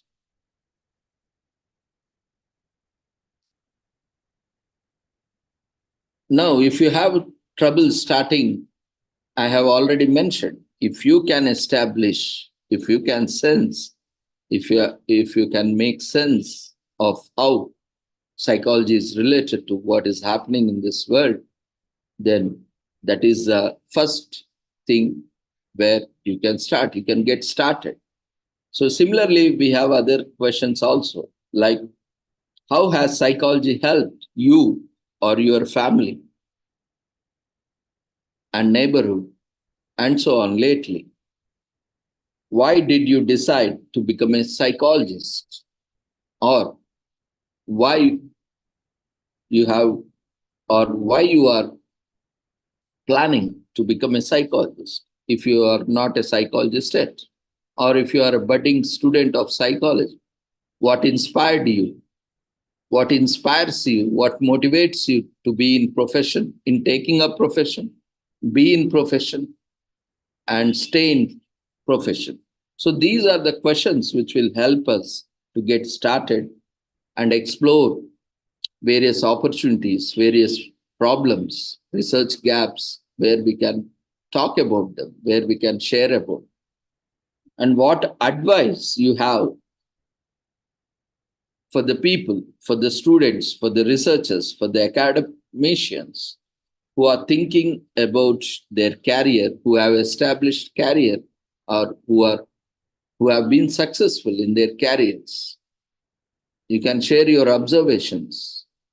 If you are already an expert senior academician or a senior practitioner, you can guide, you can share your knowledge to motivate, to inspire, or to present the facts, realities of career in psychology. And what's your favorite thing about being a psychologist? Now, everyone might have got inspired, and you might be loving your job or profession or psychology as a subject. What is that made you to love psychology, to take up psychology, to practice psychology, right? So you can start with these questions that will help you to further explore the different kind of presentations or designations or deliberations we can take them. And which psychologists inspire you the most? You might be inspired by psychologists. It may be Indian, Western, doesn't matter, because this is an international platform. Or you might have got inspiration from non-psychologists or from allied professions like medical professionals, paramedical, allied health sectors, where in the process of your careers or profession or practice, you have curiosity on how the mind works or the different aspects of psychology. Maybe you can mention and you can start exploring and you can start sharing information on that. And how has your research as a psychologist benefited society? You can also talk about how your research or your education, your practice has contributed to the society. Objectively, scientifically, it's not self-boosting or, self-motive, self-praising. It should not be like something like an advertisement, right? Or promoting yourselves, praising yourself. It should not be like that. It should be very objective, scientific, and it should not, the highlight should not be you, but the work that has been done and how it has impacted the society. And what research in the field of psychology is most needed in need of funding, in need of focus, and why? Now, finally, with all your inputs, you can see there are a lot of research gaps where a lot of research has to be done. Or sometimes the direction of research is something else, and there might be another direction that needs to be explored. And you might also have observed a lot of research gaps in psychology. You can take it up and ensure that those gaps are addressed so that young scholars or senior professors or academicians or practitioners can take those research gaps and conduct further research. So this is wonderful opportunity for everyone to, come together to participate in these occasions on which this conference is organized. So today, on the occasion of Mahavir Jayanti, this was the right day that on the auspicious day of Mahavir Jayanti, which honors the birth of Mahavira, the Buddha's contemporary and the 24th and final Tirthankara, great sages, and who also founded Jainism, born in the month of Chaitra, which is this month, in 599 BC, in Kshatriya Kund, Bihar, and is believed to be final incarnation, teaching God who preaches Dharma.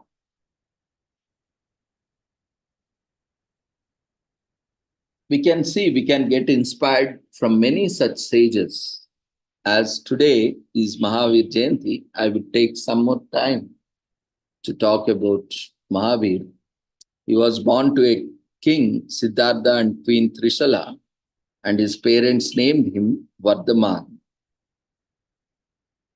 And he was born into a royal family, but he despised royalty and the high life. He was always looking for the inner serenity and spirituality. He had everything. See, we often talk about, it's very easy to talk when we don't have anything, we don't have opportunities, saying that, okay, it's it's okay, fine, we can sacrifice, but that is not what real sacrifice is. The sacrifice is having everything, but deliberately keeping it away. You have wonderful cuisines prepared, food prepared, all kind of dishes in front of you, and you choose to fast.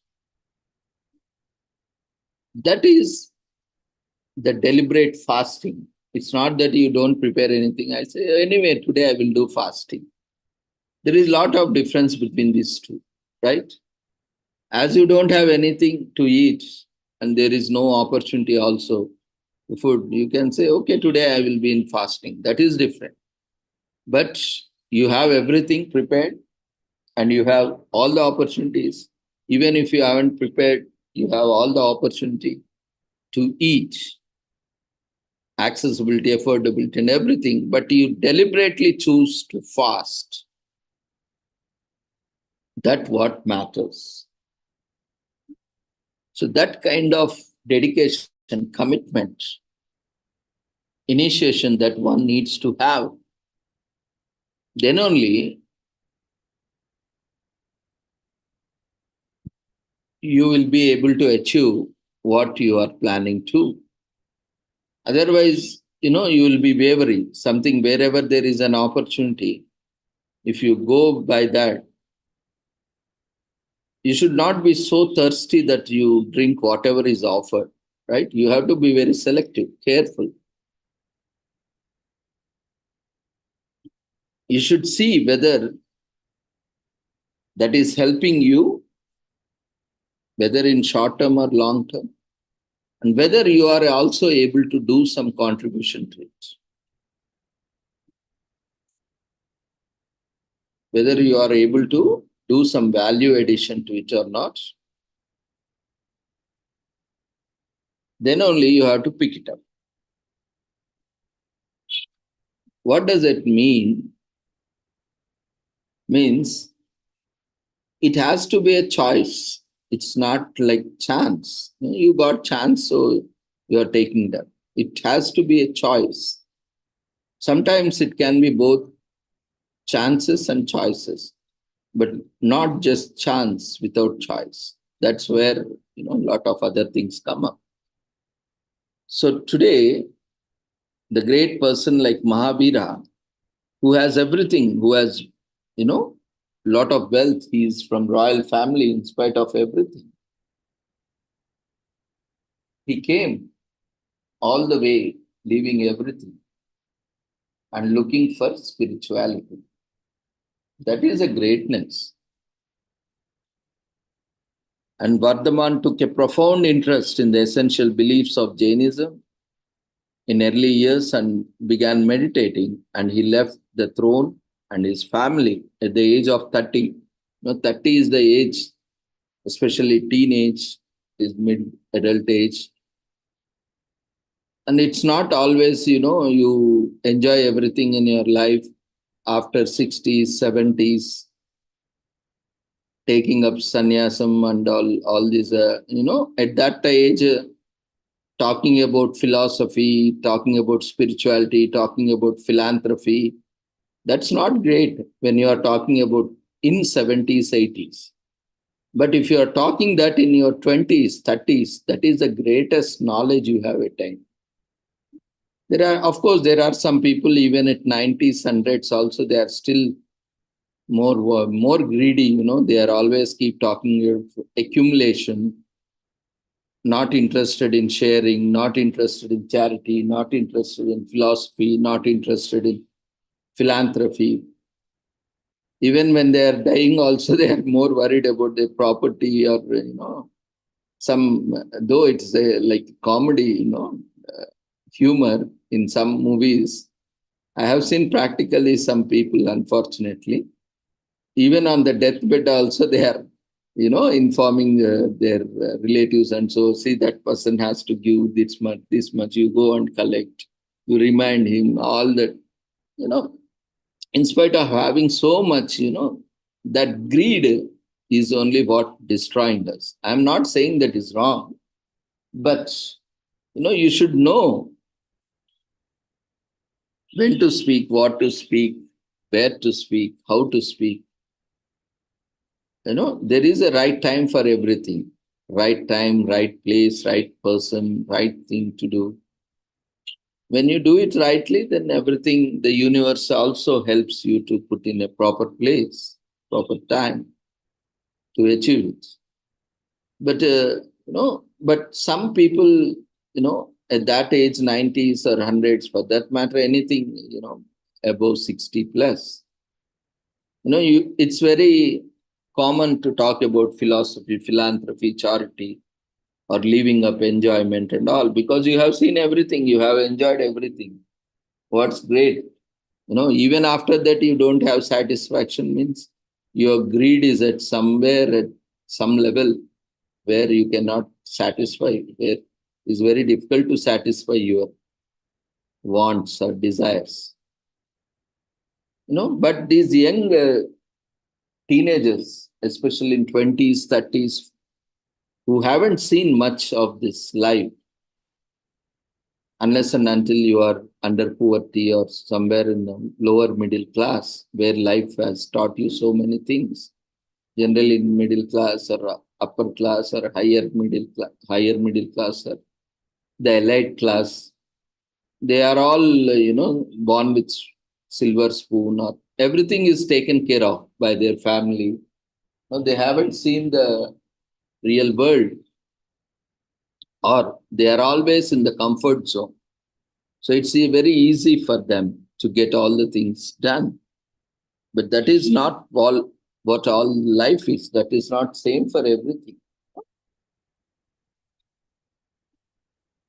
So similarly, at this age, getting enlightenment at an younger age is the greatest thing that can happen.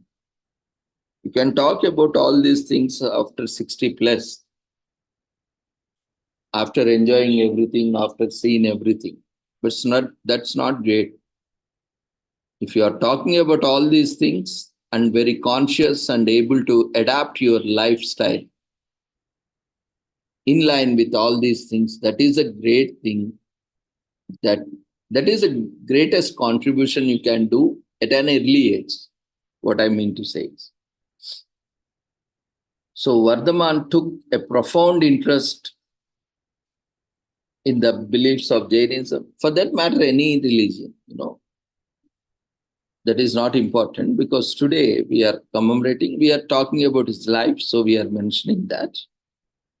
So in his early years and began meditating, he left the throne and his family at the age of 30, see, in the teenage itself, to discover spiritual truth. Before reaching Kevala Gnana or omniscience, he lived as an ascetic for more than 12 years, practicing rigorous penance and great discipline.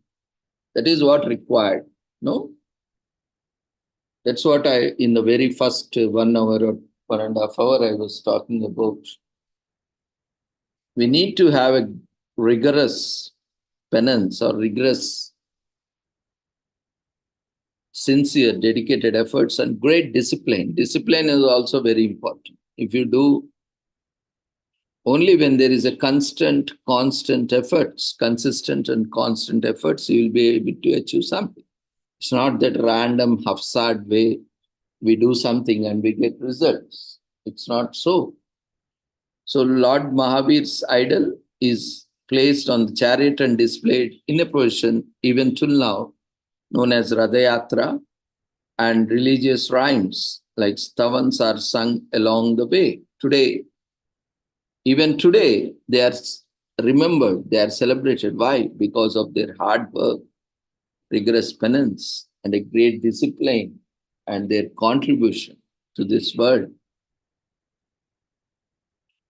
And Mahavir statues are anointed during a ceremony known as the Abhisheka. The Jain community engages in prayers and charitable acts to celebrate this wonderful day. Nuns and monks host lectures to promote virtuous path defined by Jainism, and charitable missions receive donations as part of their celebration.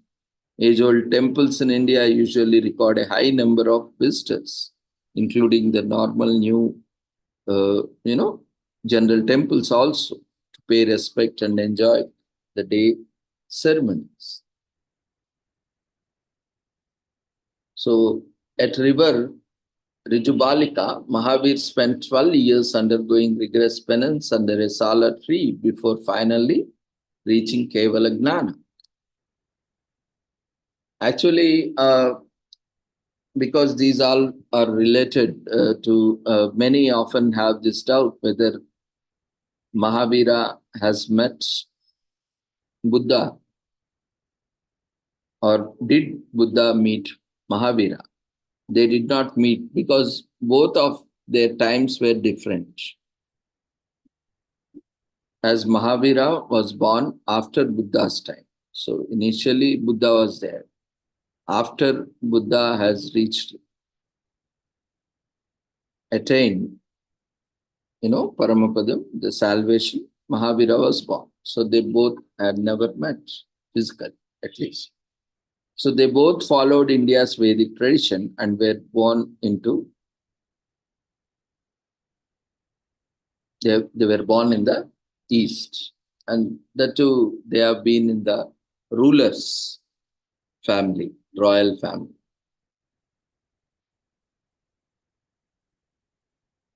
So Jains throughout the world, not only Jains, those who follow Jainism, observe the day by giving alms, praying and fasting, practicing a selfless act to mark the observance. What's more important is selfless act. It's always not what we get.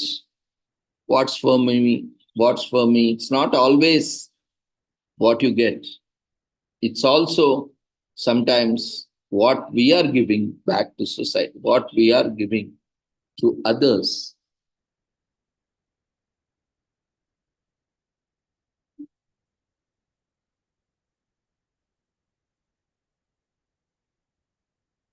And there are also often lot of cues from the nature environment that we get.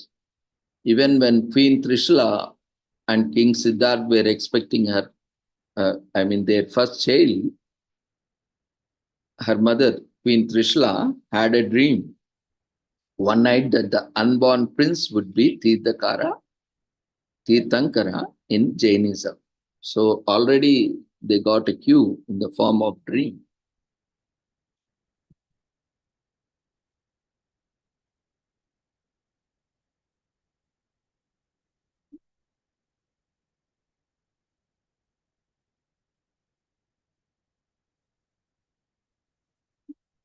So that's how he inspired. Lord Mahavira's spiritual and moral brilliance wowed a large number of people, and not just in India, but throughout the world. He developed Jainism, a basic religion free of different rural complexity, and he encouraged many others to follow in his footsteps. That's the greatness of Sanatana Dharma, especially where every religion always, try to divide the society. Unfortunately, we can see the oldest religion, Hindu religion, or even Sanatana Dharma has been termed as Hindus or Hindu religion to discriminate or differentiate from the upcoming or new religions. That was the oldest religion. In fact, if we have to refer to religion as Hinduism, earlier there was no religion. It was purely religionless society. That was only Sanatana Dharma was there. Sanatana Dharma is nothing but universal principles. Universal principles, universal Dharma for everyone, not just for human beings. That is universal harmony, universal peace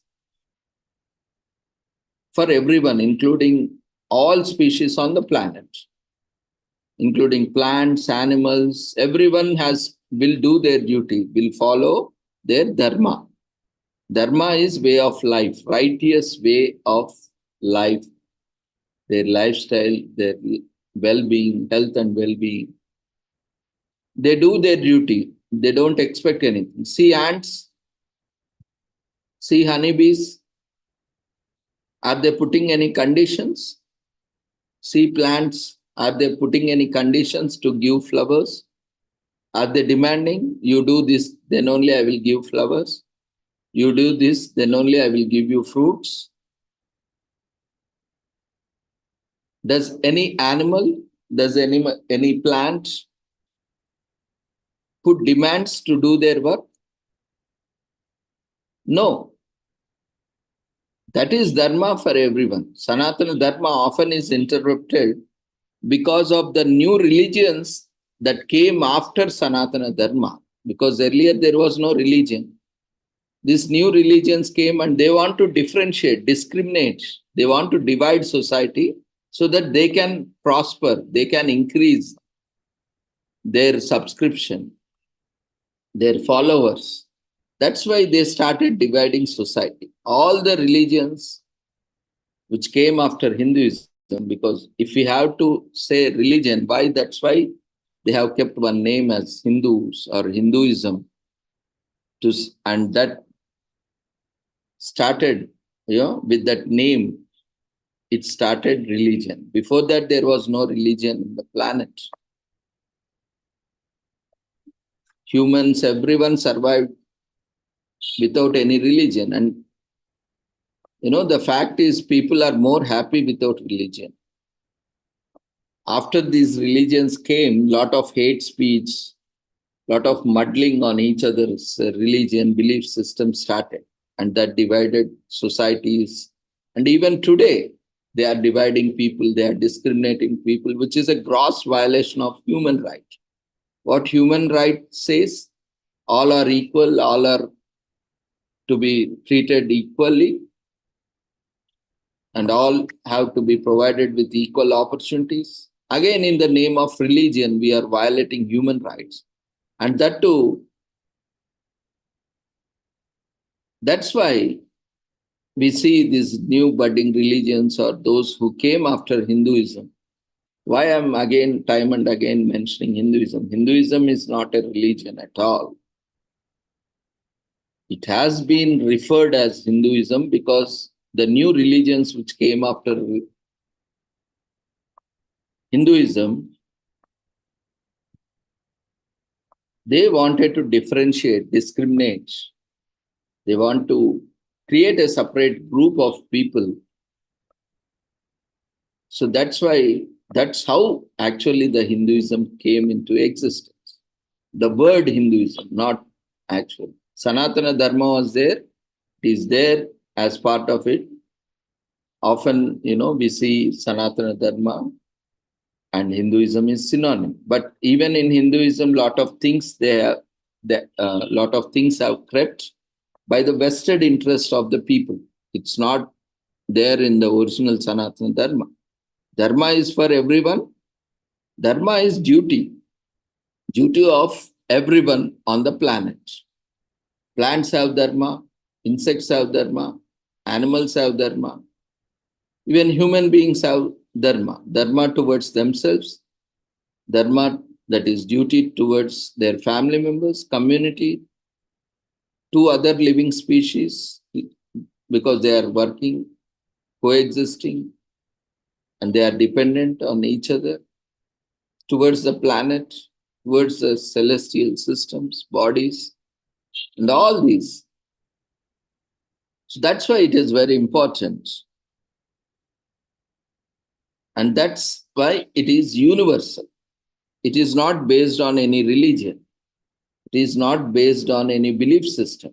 It is applicable for everyone. That's why if you see any religion, if you take any belief system, that has to follow Sanatana Dharma in the very first place. All that core principles are drawn from Sanatana Dharma only.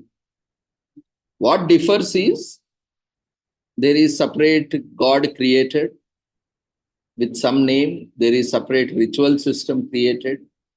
There is separate, all this created to create a distinction, create a difference among other existing things. Otherwise, if it is same, why someone would go to a new thing? See, if it already, see, rice is there, suppose, say, rice is there. And why you will prefer dosa or chapati or upma? Say, suppose rice is there from long time, right? So now it's like a business, to be frank. Though I am not against any religion, it's like a business, you start a new business, new product, and everyone, you want them to buy it, subscribe it, follow it.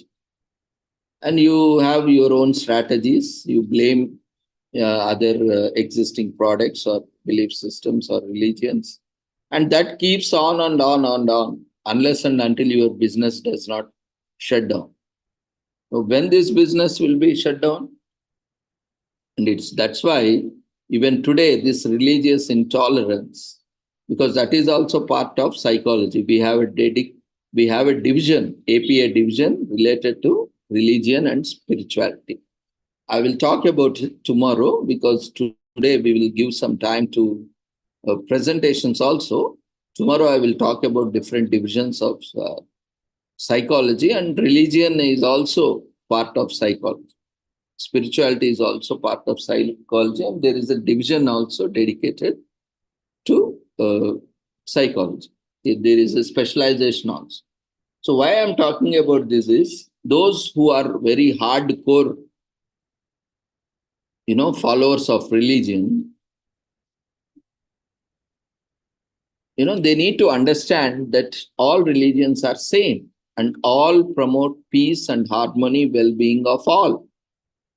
If your religion, or if for that matter, any religion is promoting hatred, is promoting discrimination, is promoting or is spreading hatred towards any other religion, that is not a religion worth to be followed, because it is not subscribing, it is not promoting peace or harmony, that is always discriminating, dividing, and that is against the human rights, basic universal human rights.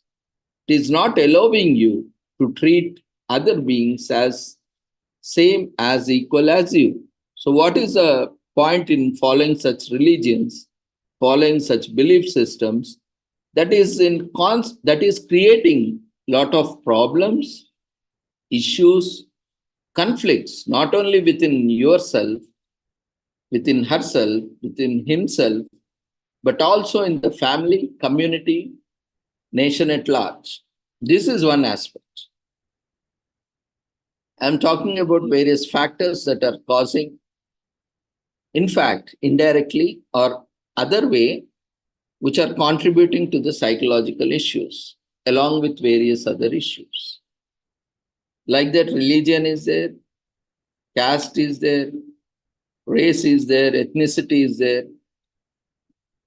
politics is there, and gender is there. These are different factors where we can also make presentation, where we can also do some research and come out with some interesting observations. We, in spite of being so much educated, we still again blindly believe that one religion is great, or say one religion is only the religion, one God is the only God, or particular religion. This is not in true the thing, because if you, unless and until, that's why history is very important. Unless and until you know the history, complete history, not the distorted history. Nowadays, whatever books we are studying, all are completely distorted. Whoever wrote their own books, their own these things, and today the entire history is lost. The entire value education is lost. The culture and traditions are lost. That's why people are not aware of that. When you are not aware of that, you will think that whatever you know is only the right information. That creates a lot of information. That creates a lot of, discomfort to you when you hear something different, because that is called cognitive dissonance. In psychology, there is a concept. You will not be able to accept that. First of all, you are not aware of that and you are not comfortable in accepting that. At least you are not able to listen to that or even trying to understand it. So there are a lot of cognitive dissonance. We will also look at in coming presentations. If no one takes up, I will only take it up. And we can talk like that. If I start talking, I can talk for months together, days together on different topics. But these are various topics, themes that can be presented. That's why I'm mentioning this. And like all these things are there, which can be taken up, presented today. So we'll move on to the presentations now, quickly. And time and again, why I'm mentioning all these things are, I'm getting messages in WhatsApp as well as emails and in chat box.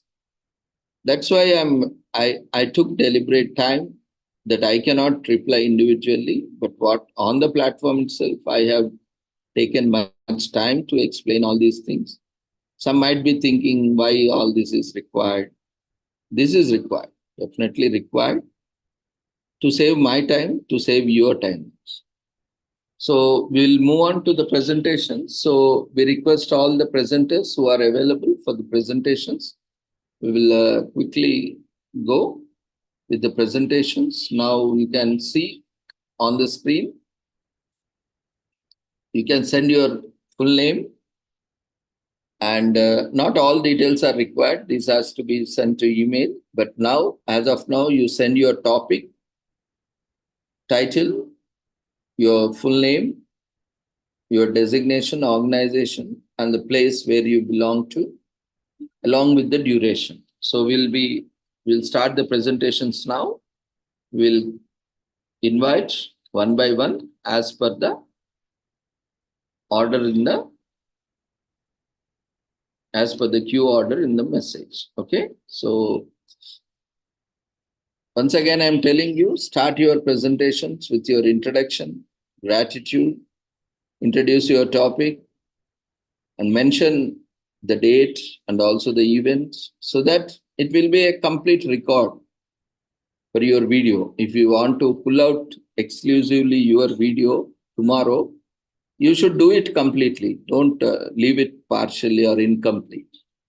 Make a proper presentation. It will not take another half minute. And don't elaborately go. It will not take 1 minute for starting properly, ending properly. Do it properly with your proper introduction, brief introduction, along with your gratitude at starting and ending. That shows how you conduct yourself, how you respect yourself and others. So a lot is conveyed. I can also talk on that topic also, but on a later date, not now. Okay. That is also related to psychology. So today, we'll take our first presentation.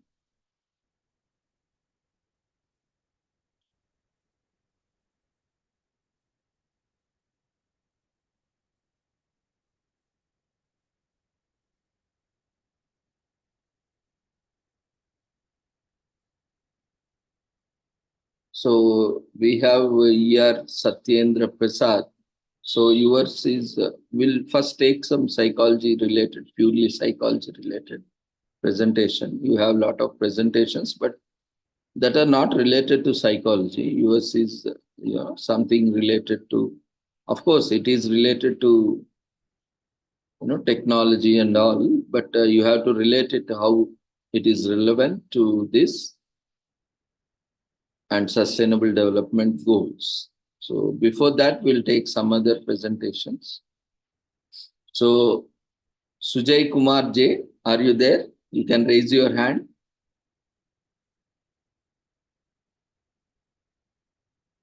And once you have shared your details, be available until we invite you. Don't leave. Are you there? You can raise your hand. You cannot unmute yourself until we give you permission.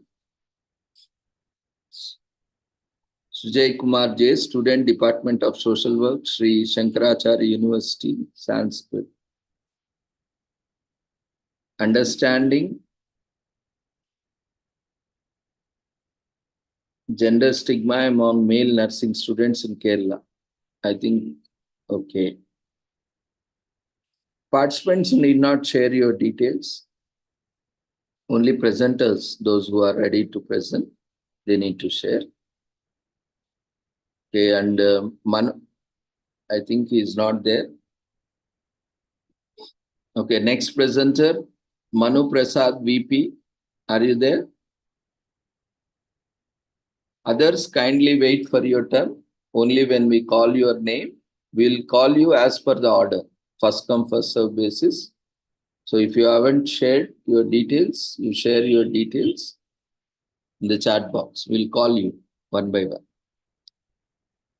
And kindly note down your time of presentation. That is very important for filling up the feedback form and also sharing your details to us. Note down your time of presentations.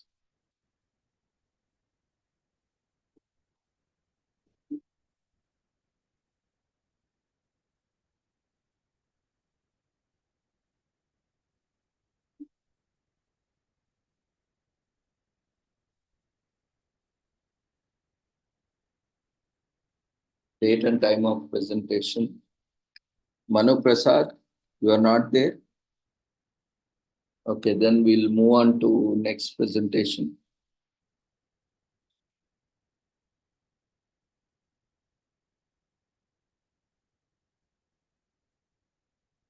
So kindly wait for your turn. Don't think that you just jump in and jump out. We need to have patience.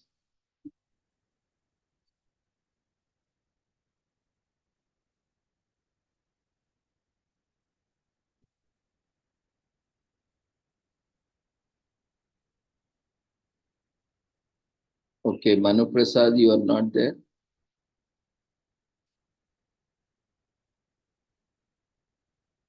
Okay, fine. Then we'll move on to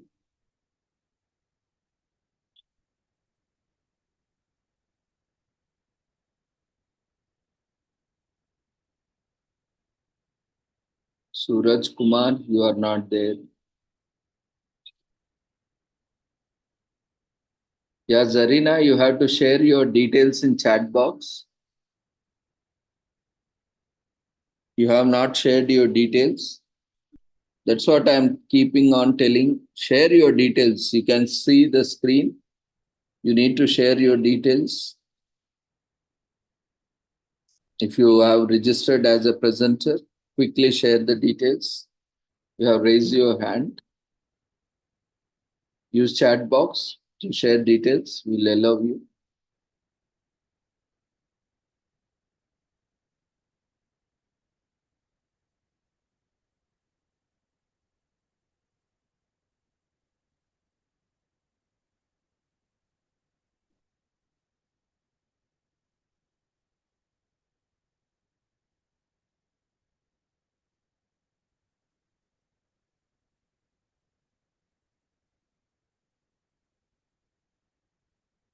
Okay. Then who else is there? Zarina, I have mentioned you to share your details. Kindly follow the instructions. Only when you complete the instructions, we'll be able to help you. You used your chat box to share your queries. Then you will be unmuted. Okay, then no others are there. So we'll go on with Satyendra Prasad.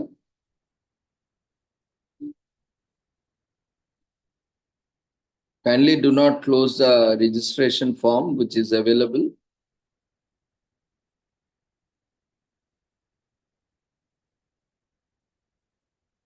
If you close,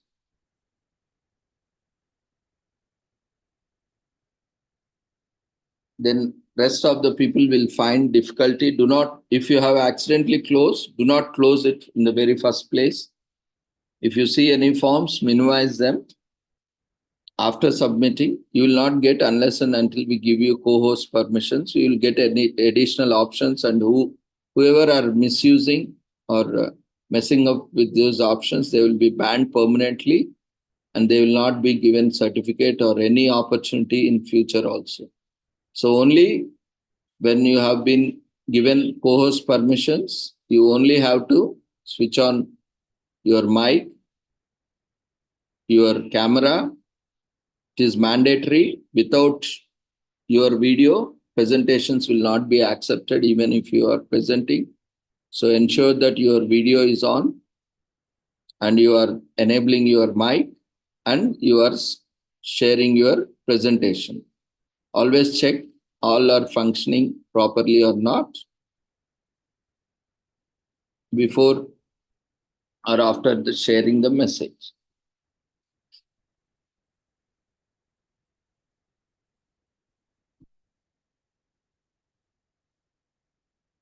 Yeah, Zarina, if you have any query, you use chat box. Okay. Now we'll move on to Satyendra Prasad Rajkon.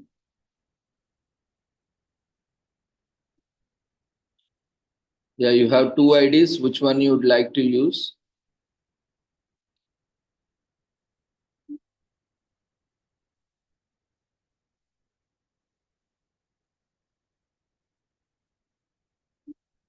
Yeah, now you have been provided post permissions. You can unmute yourself, start your video.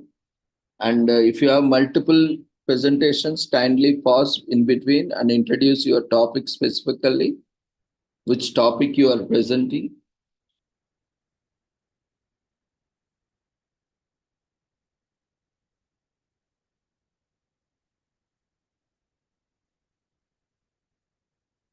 Yeah, and the next presenter would be Akshaya KR. And then after that, Sujay Kumar, you be ready with your presentations.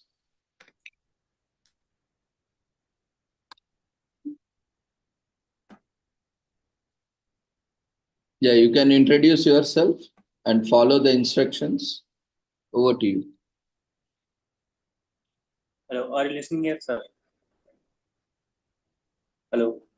Hello. Hama, Yeah. you are audible. We can see you. Okay.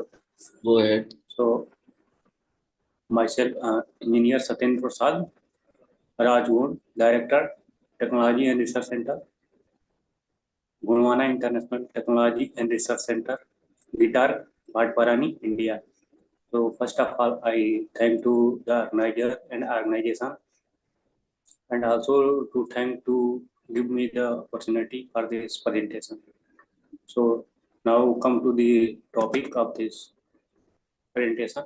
So, to develop embedded AI by embedded programming.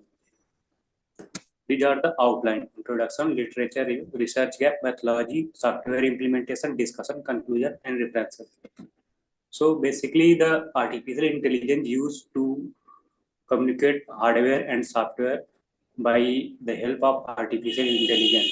So, this is a brief introduction about this topic to choose for this conference.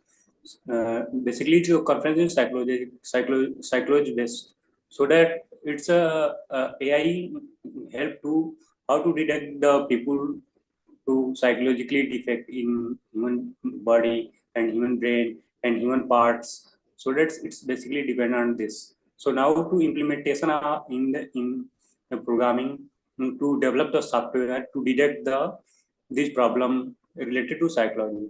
So that these are the introduction.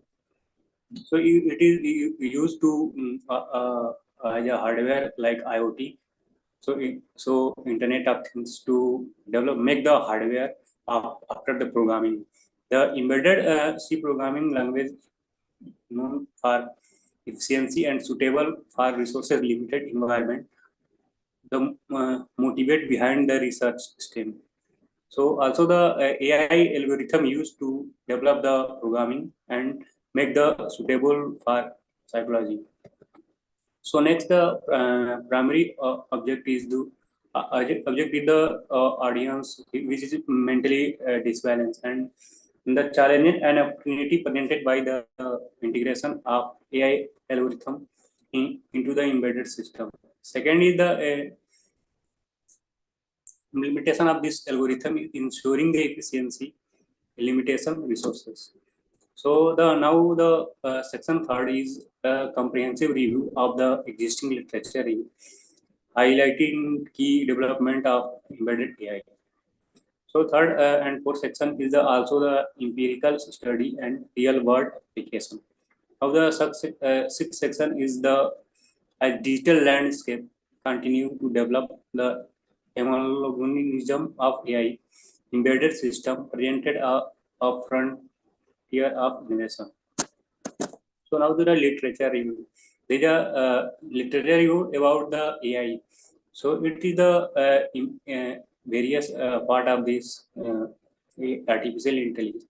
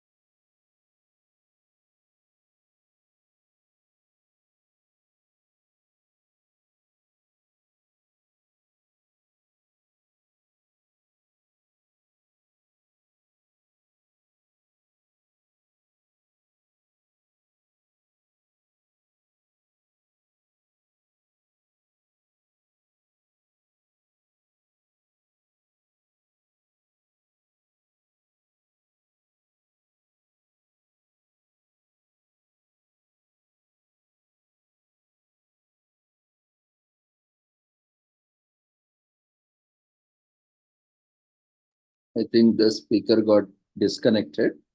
Okay. So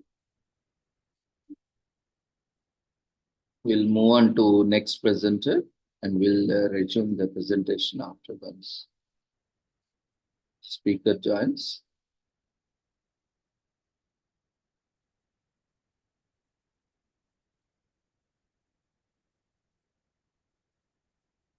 So next is Akshay KR.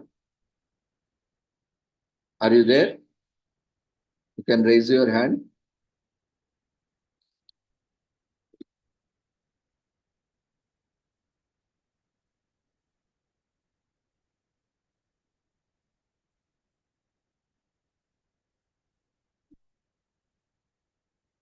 Yeah, I think Satyendra Prasad has joined. After him, you be ready, Akshay KR. Yeah, you can resume your presentation. Yes. In the Due to network issue, due to network issue in this. Okay. Always try to connect to some stable network. Wi-Fi or use some cable network.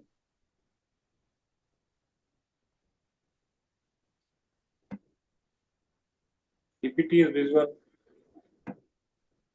No, we can't see you. No PPT is also visible. Yeah.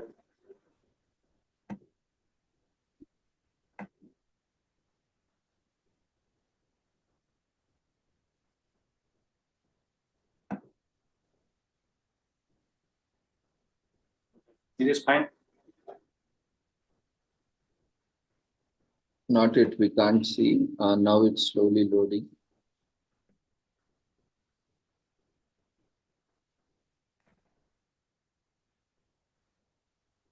Yeah, now it's visible. Please continue.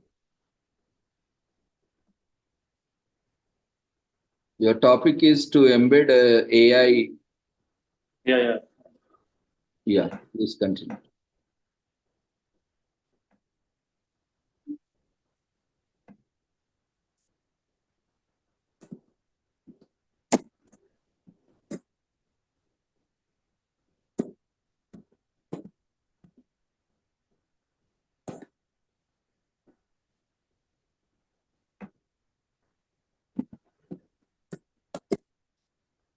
So it's now come to the next point, a real world application. Significant body of the literature review show the sustainable impact from smart home IoT devices to medical diagnosis and automotive control system. Research demonstration like that, breathing a possibility. So the problem formulation. So clearly define the research object, specifying the aspect of AI and embedded C program to investing formulation, research, question, and hypothesis. So now the come to the next research gap is also fill this problem about the psychology. So framework design, develop a conceptual framework outlining in integration of AI and also defining the dependency and interaction within the framework and roadmap of for study.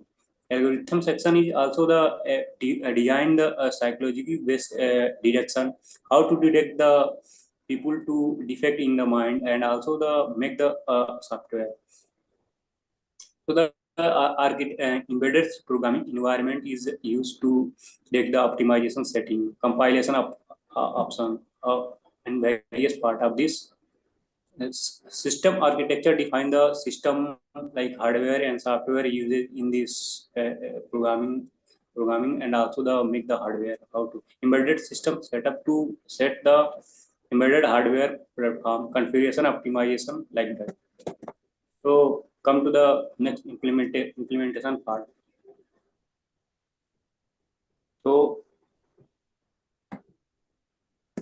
that the implementation of this embedded AI in C programming like development environment setup. It is also the choose the embedded C like tools to write the program and run and check the output on the screen through the software. So with the GCC compiler, it's write a program and IDE to specify the hardware vendor. So select the embedded hardware write make the device in a to use for the psychotic. So the algorithm selection is choose the algorithm that align with your research goal and capability of embedded platform. Embedded C programming is also used to the it is easy to design the software and also as well as hardware through coding. Hardware interaction with ISPI and I2C, GPIO like that. So these are the software implementation of this embedded AI. Like that, these are the output and these are programming part. So now come to the this.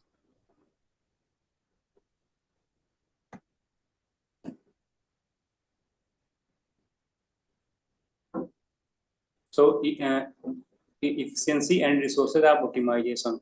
The utilization of embedded C like to develop the psycho people like hardware and software programming to time like it's a facility provide for this and also same algorithm adapt, adaptability and flexibility explore how to choose AI algorithm to make in C and embedded C uses to fine tuning made to make algorithm like that real world application and impact. AI through embedded C has yield practically verified whether IoT device healthcare application or other domain. So now the comparative analysis and competitiveness compare the performance and competitiveness of embedded AI system against alternative implementation of existing solution. Memory management and optimization strategy. Develop depth into a memory management strategy imply the understanding and how embedded C programming in future contribute to efficiency resources. Real-time responsibility and discussion making. Like discuss the mechanism implementation in embedded C to ensure timely execute of AI algorithm. So now come to the next slide. It's a conclusion part. This research paper has explored the integration of artificial intelligence into the embedded system through the lens of embedded C programming. So now come to the next point: efficiency and source optimization. It is utilized of embedded C to enhance the AI algorithm or resources constrained embedded system. Algorithm adaptability and flexibility. Through carefully selection and fine-tuning algorithms showing adaptability within the constraint of embedded C program. Real-world application and impact. It is a real-world application like in embedded system and hardware and software. Memory management and optimization strategy. Memory management emerges as critical research like a specific strategy employ to optimize resource utilization. So now these are the any question from participants? Anyone can ask.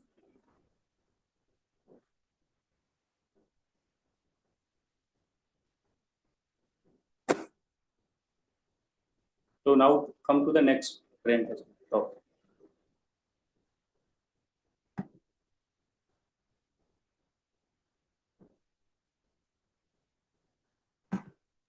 You are done with your presentation? yes, sir. Okay, then we will move on to other presentation. Thank you. Congratulations. No. Yes, sir. Thank you, sir. Wish you all the success.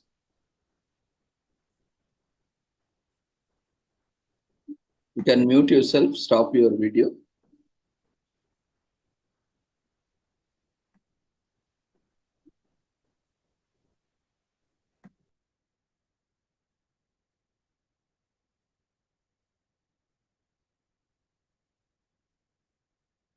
So we'll be moving to our next presenter.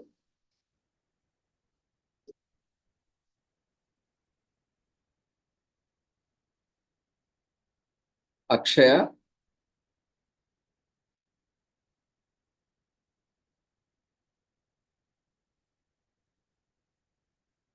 Yeah, now you can unmute yourself, start your video and presentation.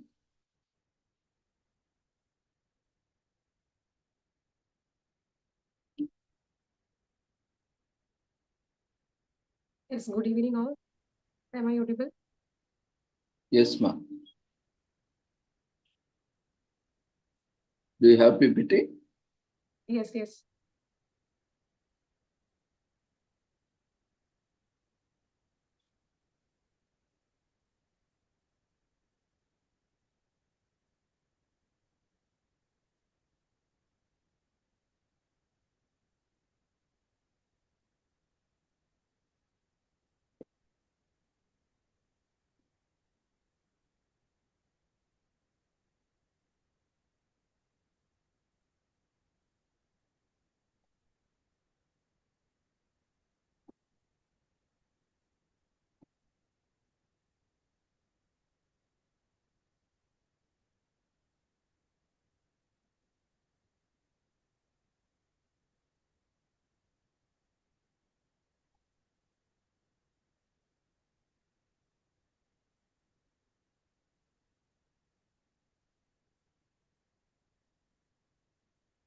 What happened, ma? Yes, I will.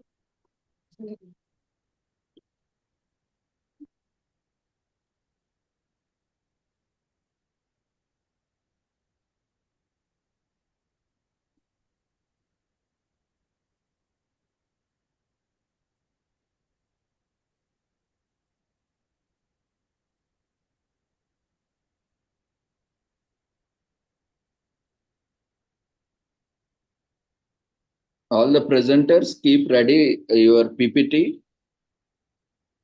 Keep it open in your system so that when invited, you can immediately start sharing.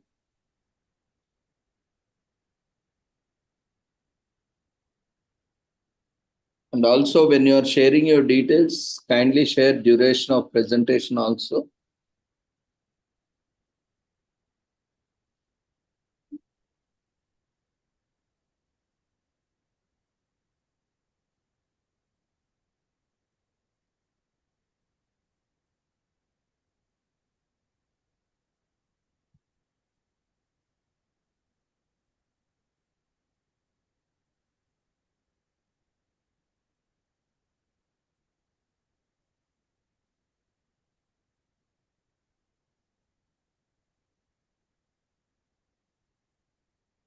There is a problem in sharing my screen.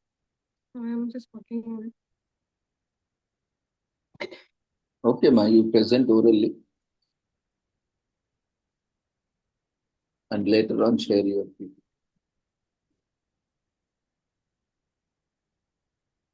Start your presentation with your introduction.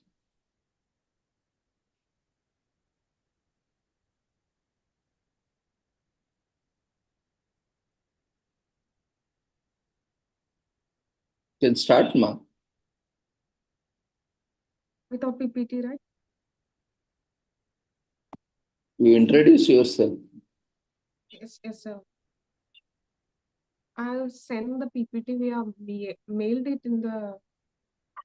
No, not now, ma. Now you complete your presentation orally. Oh, yes, ma'am. Yes, sir. Yes, I'm Akshaya Kaya. I'm an MSW student pursuing MSW Master of Social Work from Sri Shankaracharya University of Sanskrit, Regional Center, Turavu.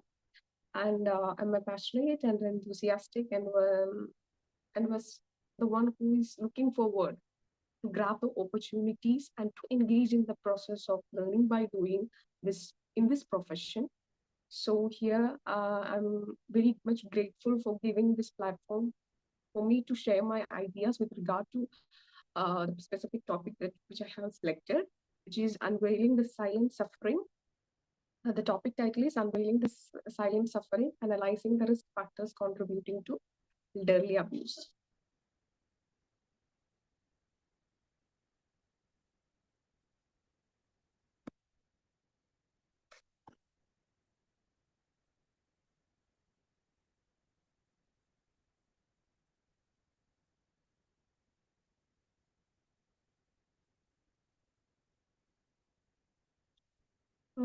So what I am trying to say to this topic, which I have recently focusing on, this elderly abuse, because we can't even deny how the population of our country, with this India is holding the population in the first place, highest populous country.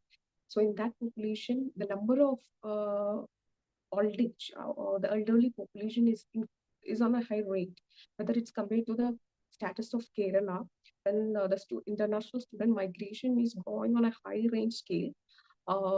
Students are going to and children are going to migrate to uh, Canada, European countries, etc.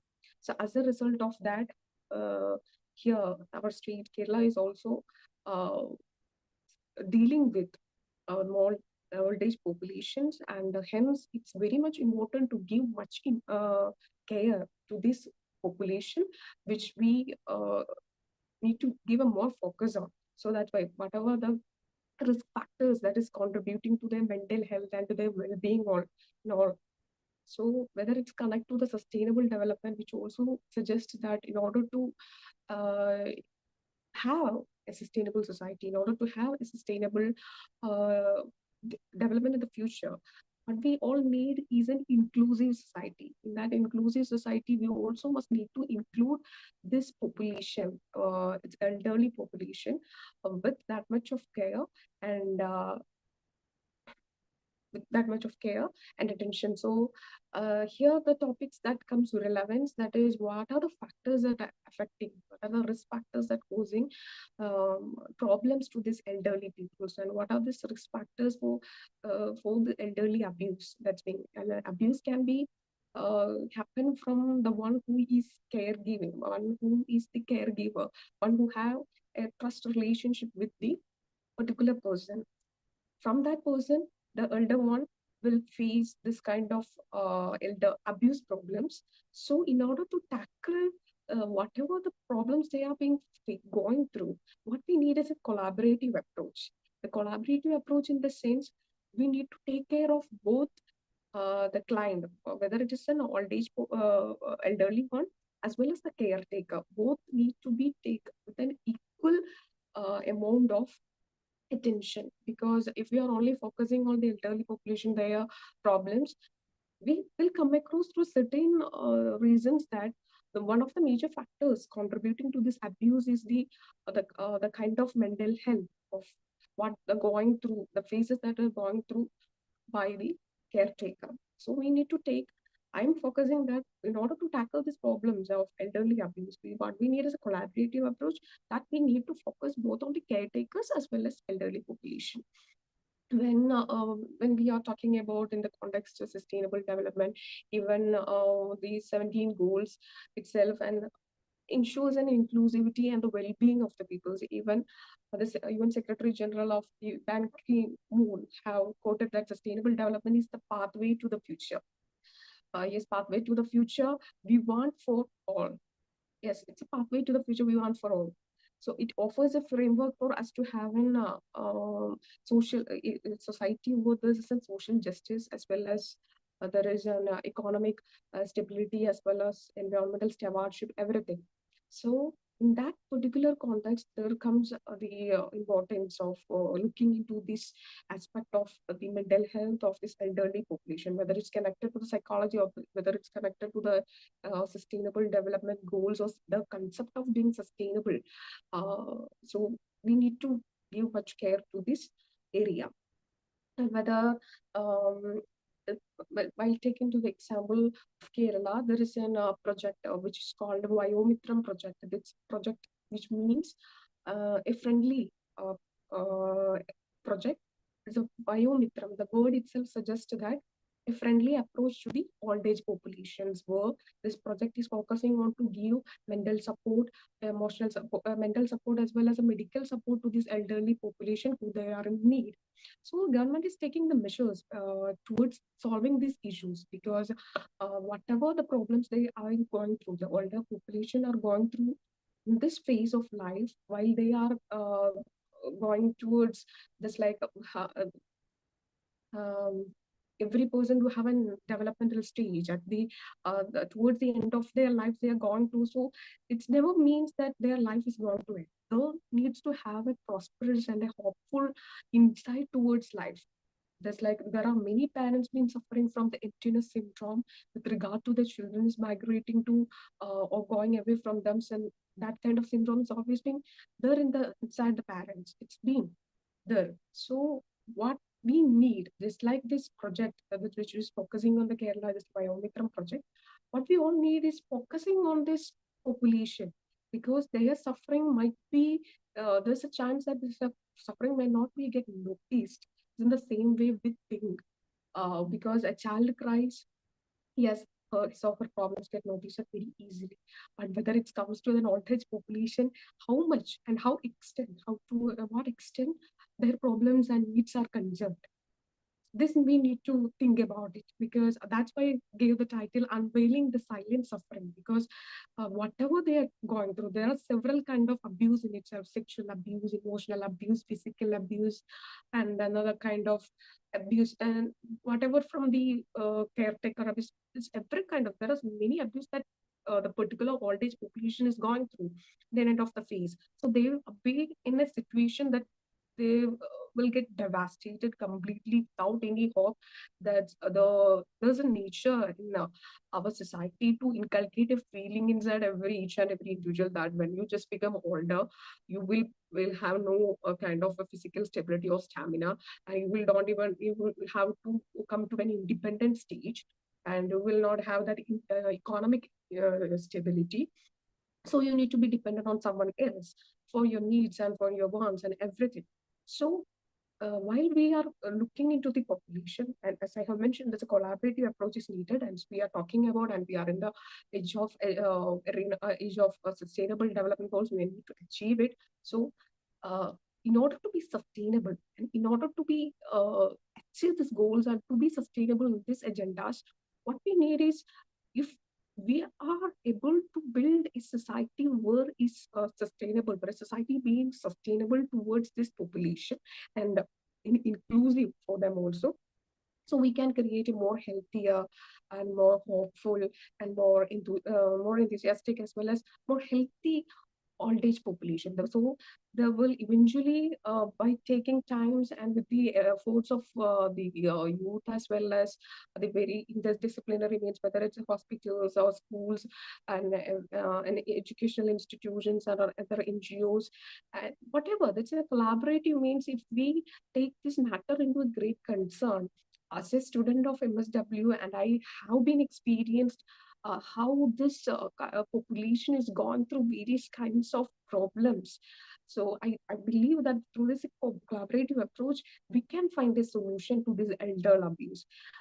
By not only focusing on the individual as all, not only focusing on the problem of an individual itself, but also problem as a public problem. We can consider it as a public problem, because public health issues or something like that. Because at the same time, in my approach, I am seeing these issues as an elderly abuse through a social work perspective, and as with that lens, I must say that this issue or this problem that need to get tackled with a collaborative approach and in a sustainable manner, with the participation of each and every individual who's responsible for this, and by giving not only importance to the elderly population and also to the ones who's taking care of them. And in this way, we can find and we can tackle whatever the kinds of problems being faced by this population nowadays, whether it's related to any kind of abuse, economic abuse, social abuse, uh, physical abuse, emotional abuse, and sexual abuse, any kind of things. So we need to make a protective environment around them. So we need to have a stable environment, family environment for them to be lived. So from the school time itself, we need to inculcate a feeling inside the students that old age doesn't mean that an end up of life, an end up of hopes. It's also an arena you can engage with, and you can learn, and you can also be participate in the society by being more and more indulged into the societal problems and whatever the things you are focusing on. So more mental health. Mental health is giving much importance into this today's scenario. So the mental health of the elderly population is also that much importance, as if they are, we know that they do have kind of, well, they, and towards the lifespan, they do have been suffering from various kind of mental issues that may be resulted from the emotional abuse, maybe resulted from that kind of the parent neglect from their families, etc. So in order to tackle this kind of the problems, what we need is all what I have mentioned: a collaborative and a participatory, as well as an universalistic approach with the partnership of each and every individual who must be responsible towards solving these issues. So unveiling the silent suffering, analyzing the risk factors, whether it's related to the elderly abuse. Here I'm focusing on to give this topic a lens of the social work perspective. So this is what all I covered in this PPT presentation, but really sorry for that. I'm not being able to present it because there's an issue I have faced. So thank you all for hearing me this much time, and thank you for giving me this opportunity. Congratulations, Ma. Very well presented. This is the need of the hour as the aging population is increasing, and there is a huge generation gap, and there is a difficulty in understanding the priorities, especially, and we are seeing this increasing problem. There is adjustment problem within the same generation.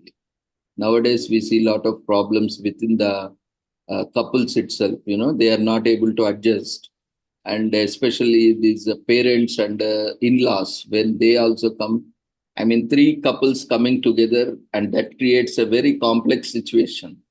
Going together within the same couple, there are a lot of issues that are coming up, and three couples coming together and adapting and setting their priorities and cooperating with each other. It is becoming more complex. So we all need to understand each other, and especially the elders, because they have seen so much in their life and they know better than young people. So they also need to be more, because they are more knowledgeable. They have seen a lot of experience. They have a lot of experience. They can handle young couples much better. So in that sense, maybe they have to take an initiative so that they do not get abused in the very first place, and they also do not abuse the others. That is especially young people, even in any form. So maybe this is the way where both elders are also safeguarded, and the youngsters or the adults also help them. And at the same time, adults also need to understand that they are already in the emptiness syndrome. Maybe one of the spouse is lost, and they also are away, alienated from their social setup where they used to be working, or they might have got retired or might got displaced, maybe at their son's or daughter's home, or maybe at some other place. They have their own challenges. We need to understand their challenges, and accordingly, we also need to go ahead. It is always not like being together, but being in peace and harmony. At the same time, being even when we are at far, also not physically close, but also we need to be emotionally close. That is more important nowadays. sometimes, it is not always possible to be in the same house. At least even if we are in different houses or in different locations, so being emotionally close is more important. That is what we need to focus, and very well presented. You have taken a very good topic. Congratulations, and we wish you all the success. So thank you, sir. Thank you.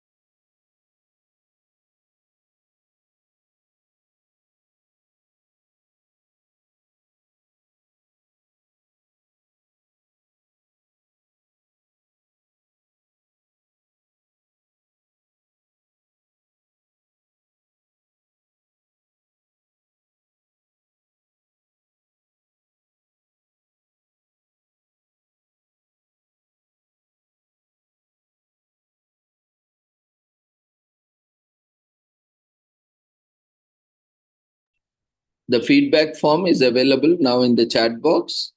In the meanwhile, we request everyone available online to quickly fill up the feedback form, which is only available in the Zoom platform.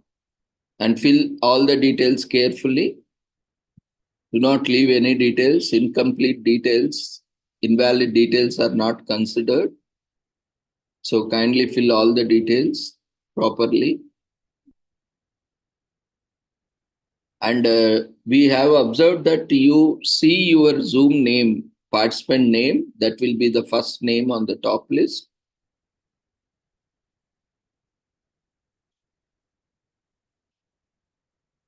You see how your name is being displayed in the participants list, and you enter that exactly. Sometimes you are typing your name but it is displayed something else. That is what creates again problem for mapping attendance. Always try to join with the same name as you have registered. Just in case if you have joined with a different name, ensure that you are putting proper name as it is appearing in the list.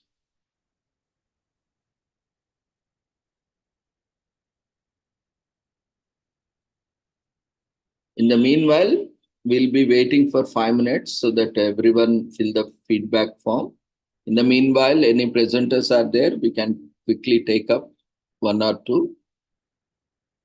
And those who have been scheduled today, who could not present, you can use till last day, not on last day. As early as possible, you try to complete because daily registrations are happening. So let's give opportunity to others also. Whoever is there, irrespective of whether your preferred date or time, every day 6 o'clock, immediately join and inform your details in the chat box so that we can invite you.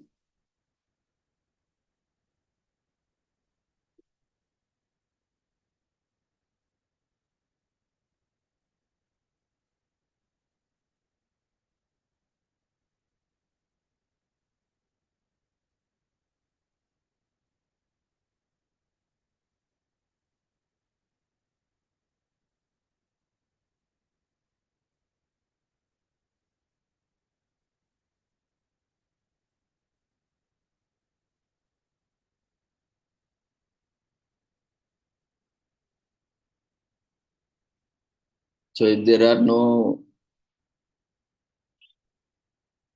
further presentations, so let's meet tomorrow at 6 p.m.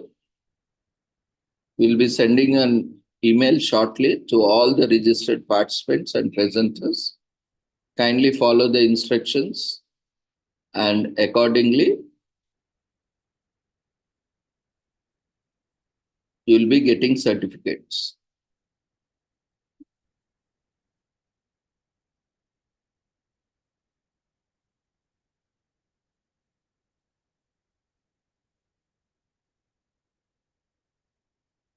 Yeah, Manu Prasad, we have called you, but you did not respond.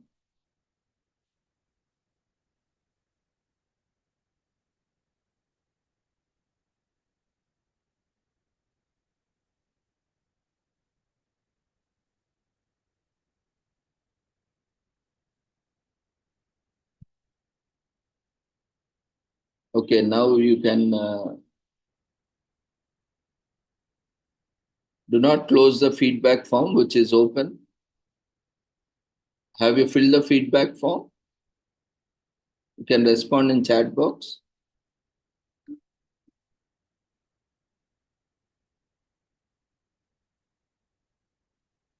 Yeah, okay.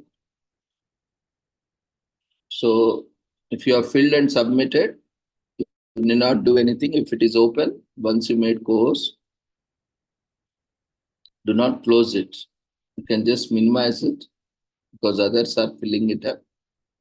There is one problem within the platform itself. We once close, if we relaunch, the entire data will be lost and all have to refill that again. So don't create problem for you and also for others.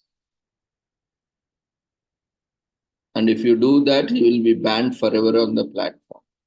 So whoever is given permissions, kindly make sure you are not messing up with the things.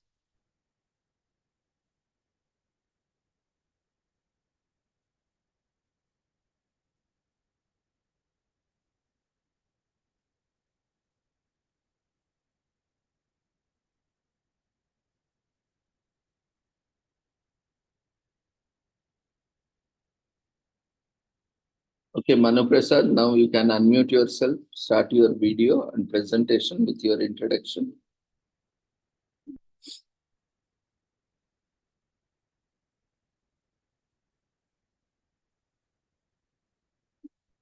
Sir, can you hear me? Yes, Mark. Hello, sir. Sir, my name is Manu Prasad. I'm actually studying. I'm actually studying MSW in the Sri Shankara University of Sanskrit, Kerala. I'm actually in the fourth semester. So today, I'm actually presenting my topic based on the inquiry on the transgender shaming in the social media. So, can I start my PPT presentation? Yes, ma, continue. Once you have been told to start, you start immediately. Okay, so Yes. Okay.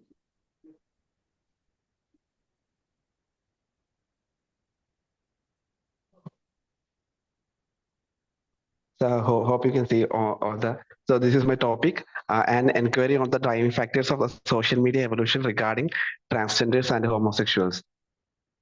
So actually, you know, in Kerala, there is a recent triggered trend that before 2 years before 2.5 years, there have been a lot of support for transgenders and homosexual all around the social media in some groups of Kerala. But now the factors have changed. Now there is a rising homophobia and transphobia all around the social media. You know, 2.5 years back, those who are supporting transgenders and homosexual are now triggered against them. So uh, I'm actually trying to inquire the driving factors behind this. So let's get into the introduction. So what even is social media? Social media is actually something we all use nowadays. Social media, more than half of the world now uses social media. About the 62.3% of the world total population now uses social media. 5 billion people worldwide use social media. There was 266 million users within the year, new users within the last year.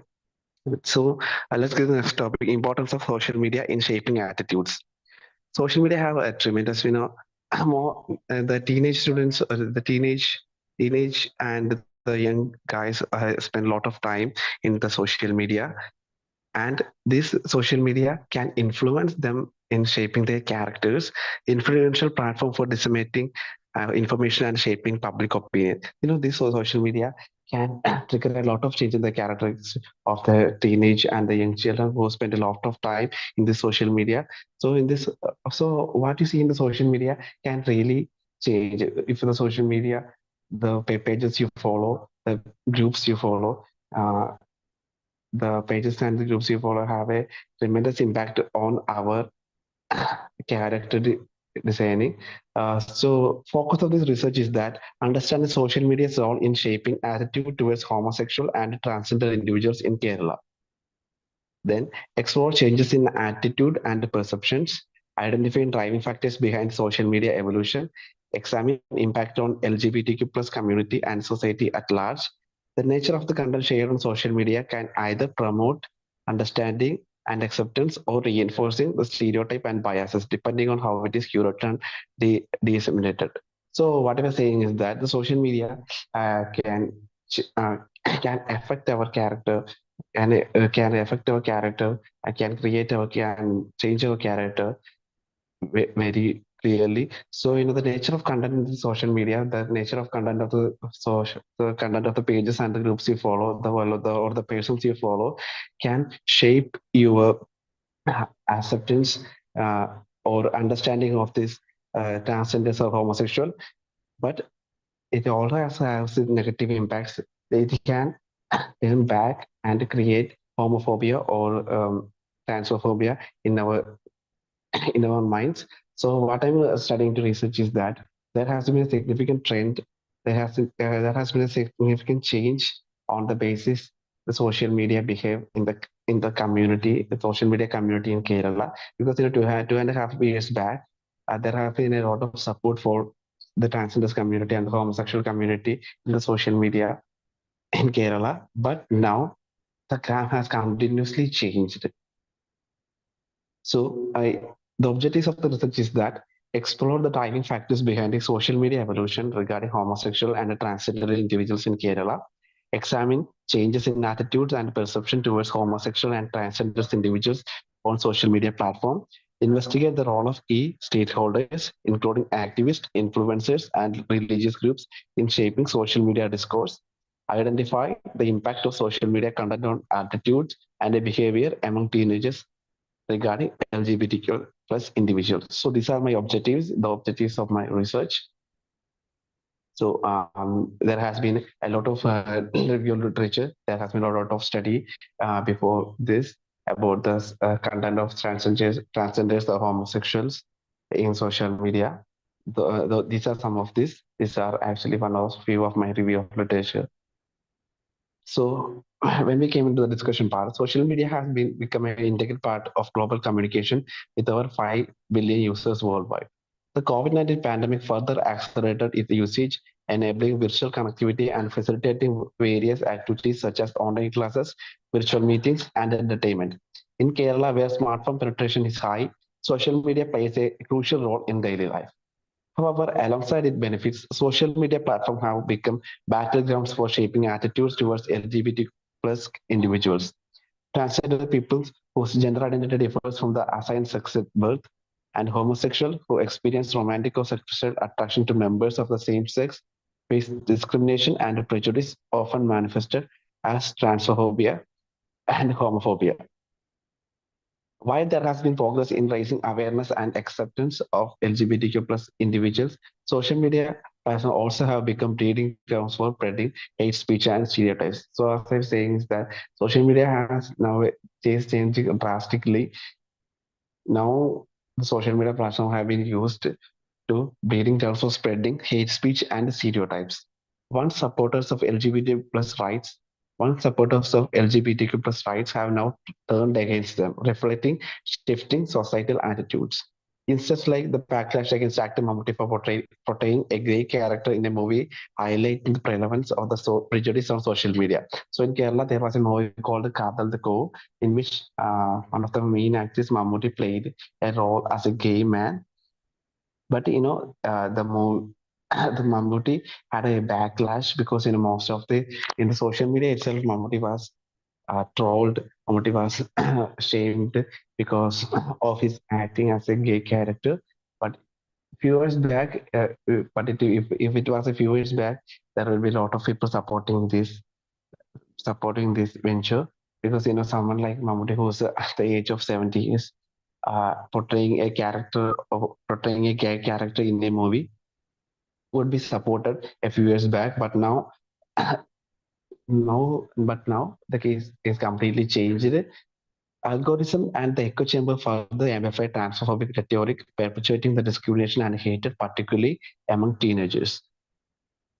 Pages and influencers of social media platform disseminate transphobic and homophobic content portraying LGBTQ plus identities as mental illness. Because most of the social media changes have been because of the social media influencers and pages and the groups. Because most of them portrays the LGBTQ plus community as some sort of mental illness. They will be saying if a man is attracted to another man sexually, he will be saying like, he definitely has some mental illness or mental issues. So they should definitely consult a doctor. So these pages and influencers on social media disseminate transphobic and homophobic content portraying LGBTQ plus identities as mental illness. Notable incidents such as targeting of Maharaj College for its LGBTQ plus inclusivity and underscores the challenges faced by progressive institution. So, there's a college named Maharajas in Kerala. It has been a very famous college. It has been there for 125 years. It is one of the most famous colleges in Kerala. But now in the social media itself, Maharajas is kind of a laughing stock because it supports the transphobic, the transgenders, and the homosexuals. Only because it supports transgenders and the homosexual, the Maharajas is portrayed as a very bad college in the social media. It is portrayed as a very bad college. It is portrayed as a laughing stock in the social media platform only because it supports transgenders and homosexuals. The driving factors behind social media evolution in shaping attitudes towards the LGBTQ plus individuals in Kerala, shedding light on the complex interplay between societal norms, technological advancement, and online discourse. So, as I said, this was an inquiry about the factors behind the changes in the social media. But these are the main factors. The worldwide waves. There has been a worldwide waves. The wave has changed because a few years back the worldwide worldwide social media all has always been supporting these transgenders and homosexuals. But now the worldwide waves have changed because they are actually supporting and they are actually the world in the not only in Kerala, all kind of in the whole world. So social media has changed its face. So social media has changed its trends. That's like against the social media trend has changed because now it has been portrayed as supporting transgenders and homosexual is not a manly thing. We should stand against the transgenders and the homosexuals. Then another trade change is the social media trends like embrace masculinity. There has been a new trend in the social media that embrace masculinity is the better way to be like a man. If you support transgenders or homosexual, you are not a man. You have to be a man. You have to stand against them. These kind of trends are flooding in social media, forcing ideology instead of educating. This is one of the another reason for backlash against the homosexual community because they are always have forced ideologies uh, on people who doesn't have idea about the homosexuals. Misinterpretation of woke culture is another factor. The woke culture, the people have actually misinterpreted the woke culture, and a lot of people are against the woke culture because they misinterpret woke culture as they only support transgenders and homosexual. They are against the women and men. The social media influence the herd mentality. This is one of the most important factors. It is the herd mentality is that uh, if if something actually flows, we will actually flow with them. There has been nothing against them. We will flow among them. It is actually the herd mentality. The social media's influencers have this kind of a herd mentality that has also always led to these kind of driving factors. So we move on to the conclusion. Moving forward, it is imperative that we recognize the power of social media platform and take proactive steps to promote responsible usage, drive digital literacy, and critical thinking skills among users. Collaboration between the stakeholders, including government bodies, civil societies, organizations, and social media platform, is essential to develop effective policies and initiatives that mitigate harm and promote positive online transaction. The impact of social media on shaping attitudes, behaviors, and societal norms, particularly regarding the issues of gender, sexuality, and ideology, we have witnessed both the potential of social media to foster inclusivity and understanding, as well as its capacities to perpetuate the discrimination and prejudice. So as I was saying, is that social media is actually kind of a two-edged knife. So it can support inclusivity and understanding, as well as discrimination and prejudice. So we have to actually use the social media clearly. So that's all my presentation. If you have any kind of doubts or if you want to ask any kind of questions, you can ask. That's it. Thank you.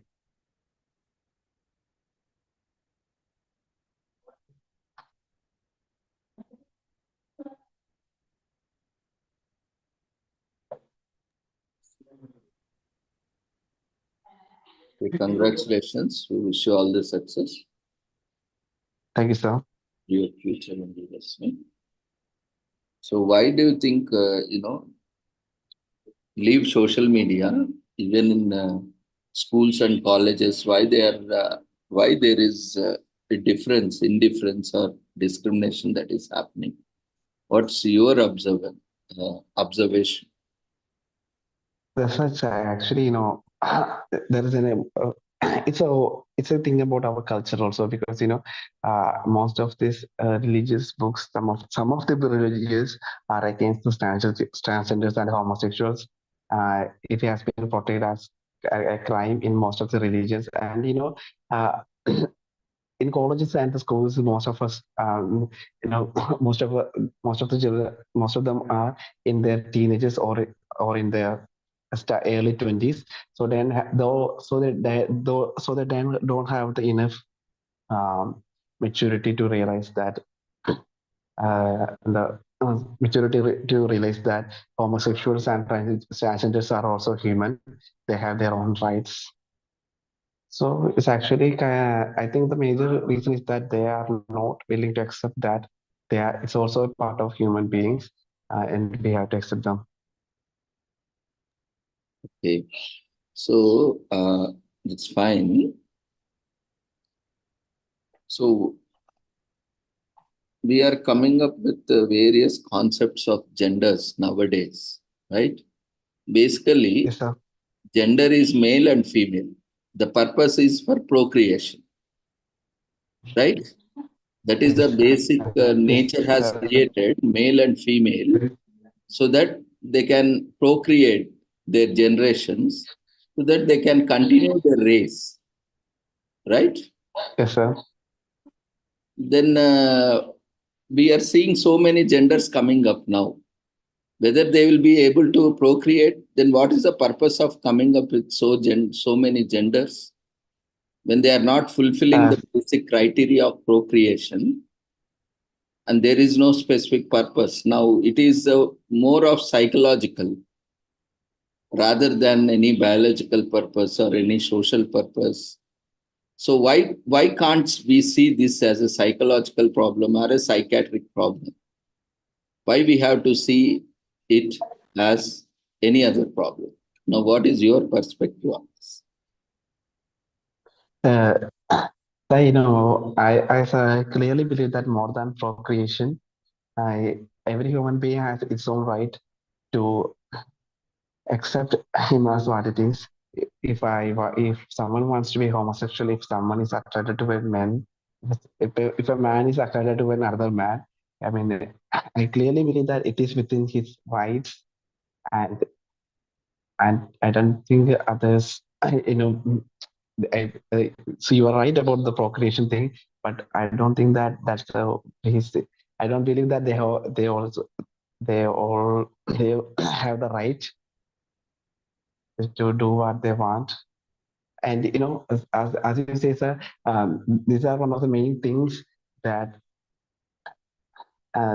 this is one of the main factors. This is one of the main factors that changed this social media evolution, because this is one of the main concerns of the people who are uh, who are changed, because there is a lot of genders coming up, because some of the people are himself he are realizing himself as trees, plants, etc. So these actually kind of backlashed against these people. So I totally actually believe that every person has his own right to do whatever they want.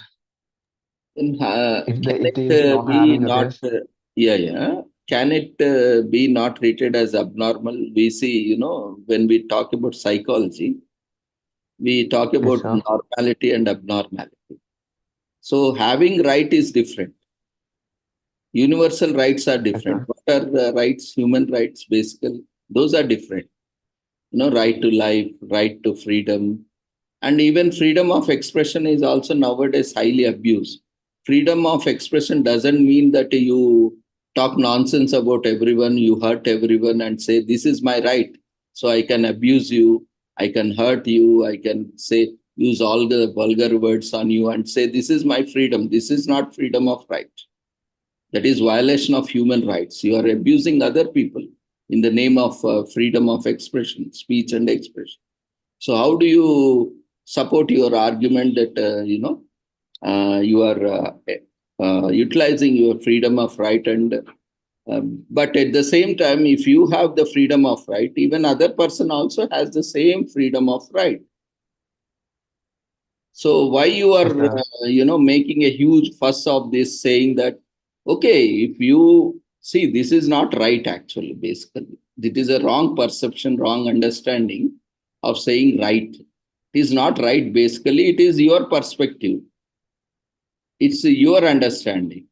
So if you are following, or if it is your thought process, your cognitive process, or it is some factor that is making you think so, then you can continue. Why you are creating a huge fuss in the environment, in the society, and you are trying to make your ideology to be subscribed. That is what creating a problem. See, if you want to follow it. Why you are forcing others to follow it? Why you want others to accept it? This is where the problem is coming, right? Why this problem is yes, sir. coming? You want something, you are feeling something, and you want that to be accepted by others. That is what Yes, creates sir. That's the one of problem.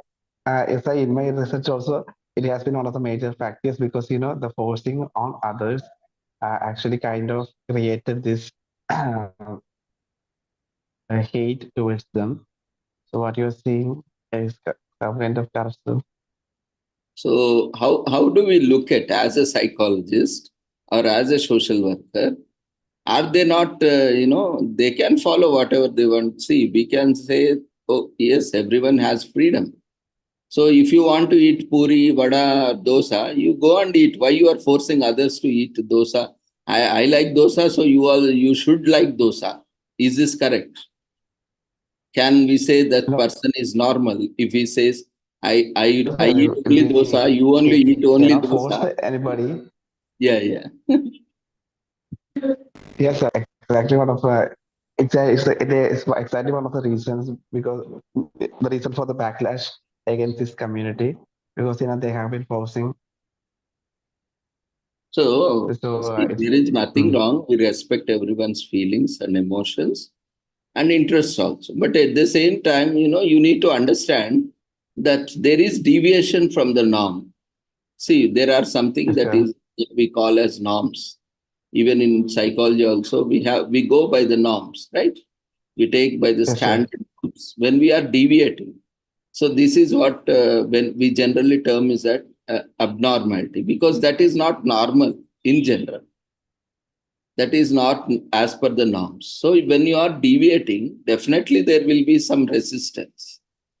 So why to Yes, create sir. lot of fuzz in the community, and slowly it has to come gradually, right? You have deviated completely all of a sudden, and you want everyone to accept you, and you are using aggressive methods, violent methods, abusive methods, and how this is acceptable is what Sir, kind of study as a psychologist, as a social worker, we need to focus.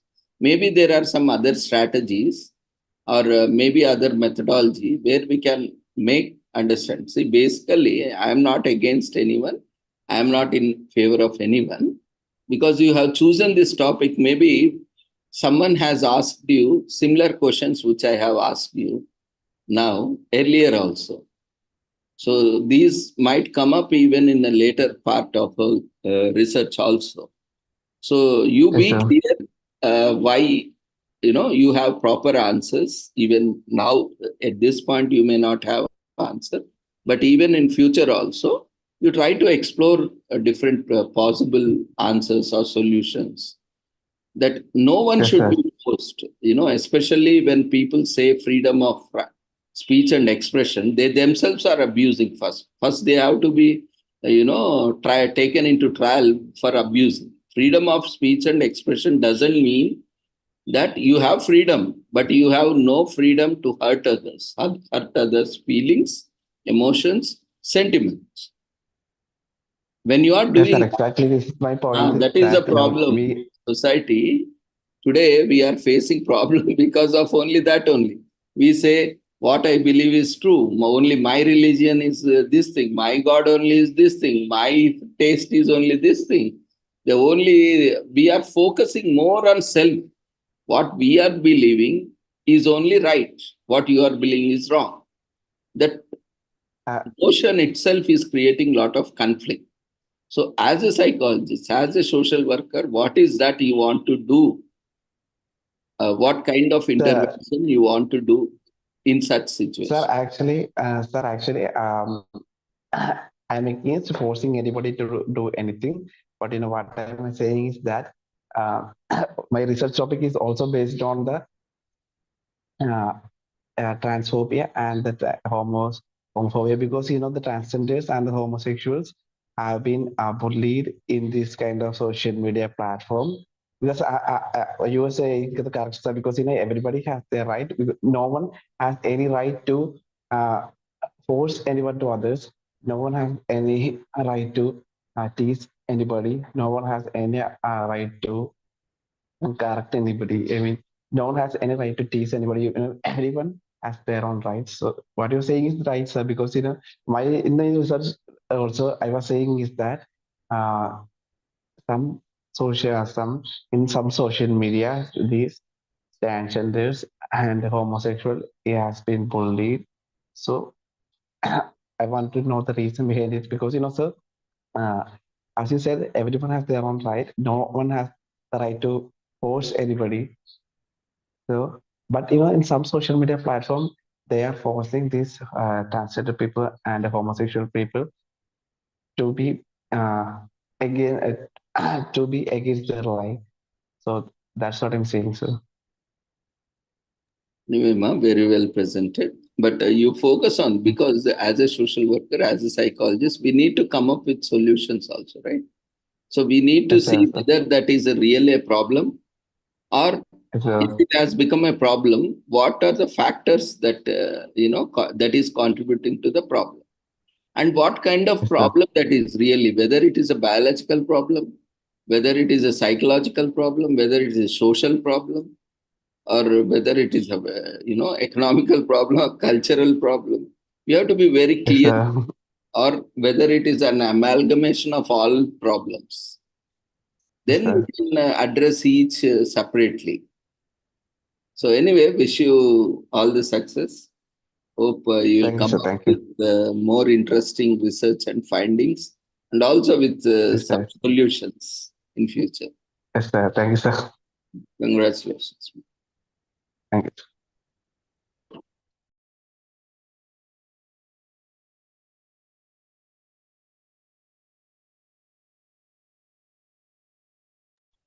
So with this, we shall end today's sessions. Thank you everyone for joining us on this wonderful occasion. So tomorrow onwards, we will not take much time. Yeah, so Sujay Kumar. Okay. So we'll take one more presentation, and then we will end the session. From tomorrow onwards, everyone quickly join at 6 o'clock, and we will commemorate any commemorations on that day. You can see in the schedule, and we will quickly move on. Like today, we will not provide all the instructions. Kindly check website, kindly check email, and follow according. Yes, Sujay Kumar, you can unmute yourself, start your video and presentation with your introduction. And others, quickly fill up the feedback form.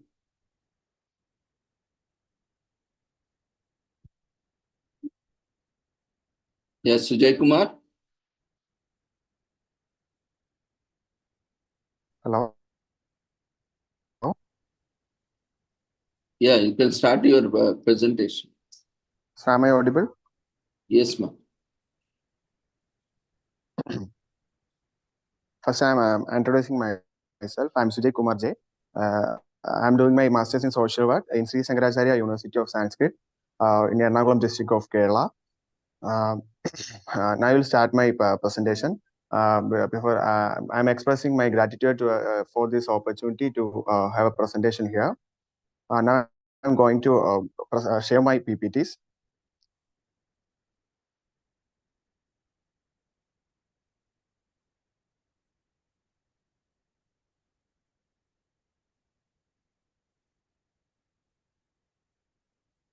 Sorry, is my PPT visible? Yes, ma'am. Please continue. Yes. I'm doing my paper on understanding the gender stigma existing among male nursing students in Kerala. Just going to this introduction part. Nursing profession is in Kerala is predominantly female oriented. From the time of traditionally, it's a female oriented job. With male nurses coming forming a minority. The gender disparity can lead to unique challenges and experience for male nursing students. Also, the male nursing staff is also facing some of the gender stigmas. Now we can go through one of the definition of gender stigma. It refers to the negative stereotypes, prejudice, and discrimination based on gender. Male nursing students may face a gender stigma due to societal perception of nursing as a profession. Understanding the gender stigma in nursing education is crucial for promoting gender equality, supporting the mental health and well-being of male nursing students, and improving the overall nursing profession. Next, we have got through the two objectives of my study.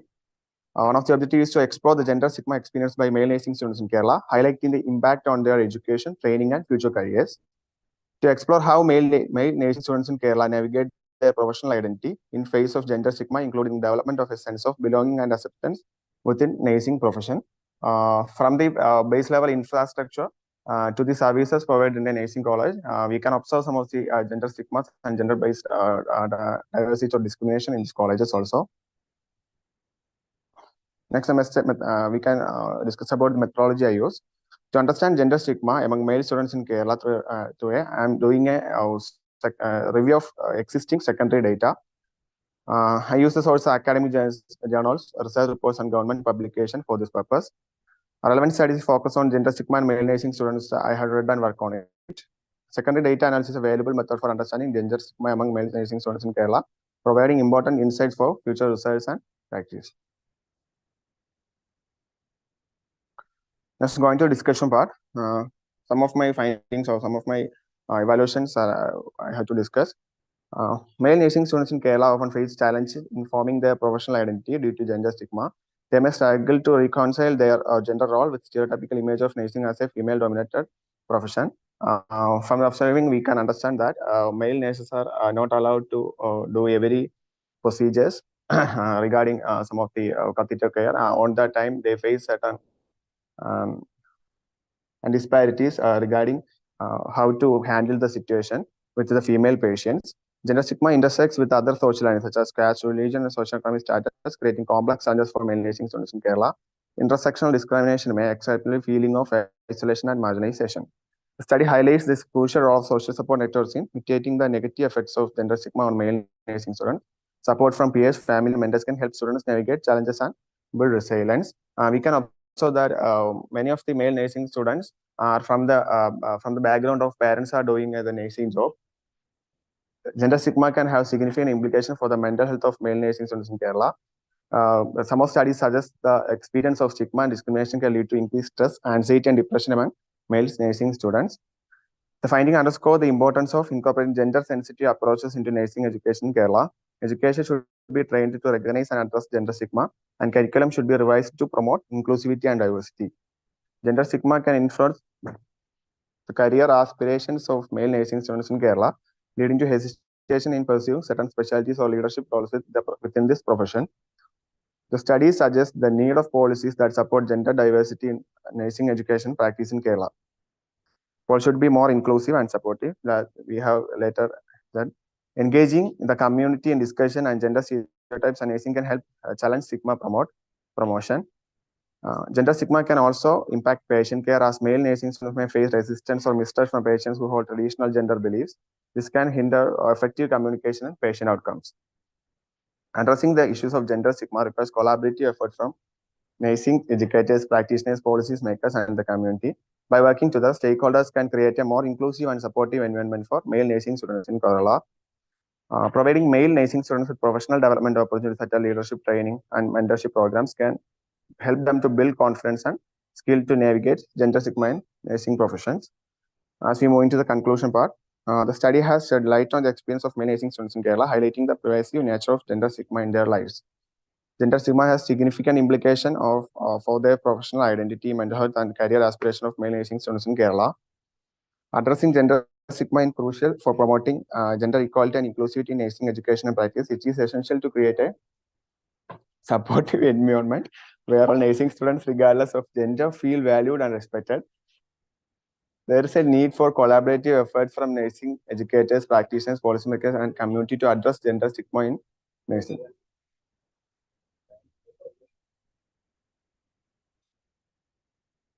In overall conclusion, by recognizing and addressing the gender stigma, we can create a more inclusive and supportive environment for male nursing students in Kerala, ultimately benefiting the entire nursing profession and healthcare system as a whole.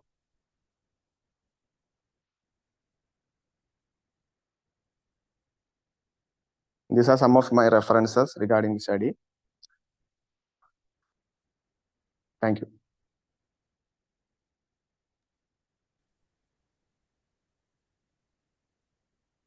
Okay, congratulations, ma'am. Yes, sir. Thank you. Thank you. So what is your personal observation now when you have done this study? What are the significant differences you found, especially among male nurses and female nurses? So the major issue is contributing to this stigma. So the major issue is many of the colleges I had visit, major of their projects and programs are based on female oriented. In Kerala, one of the district, in one of the capital district, there are existing 30 nursing colleges. There's one college provides hostel facility for the males. This is one issue. This hinders the male students to join this course also. Then the programs conducted by they are mostly oriented on female students. After the studies also, some of the procedures and some procedures like catheter care. In the procedures which will keep the confidential or the privacy of the patients, male students feel double stand or they feel a anxiety towards how to handle the situations. These all are the major problems I had observed during my visits.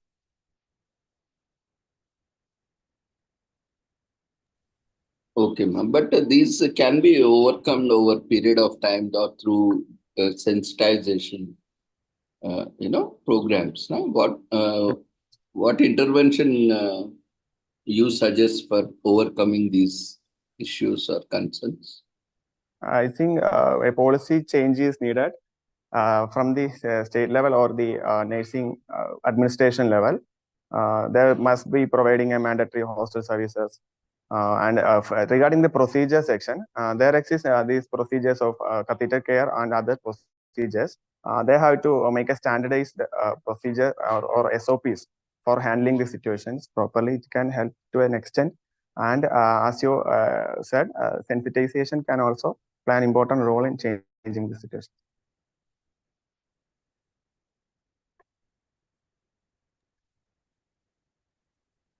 Okay, ma'am, very well presented. Congratulations.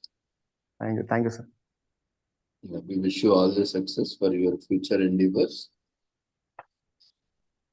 Okay, thank you, sir. Thank you. Yeah.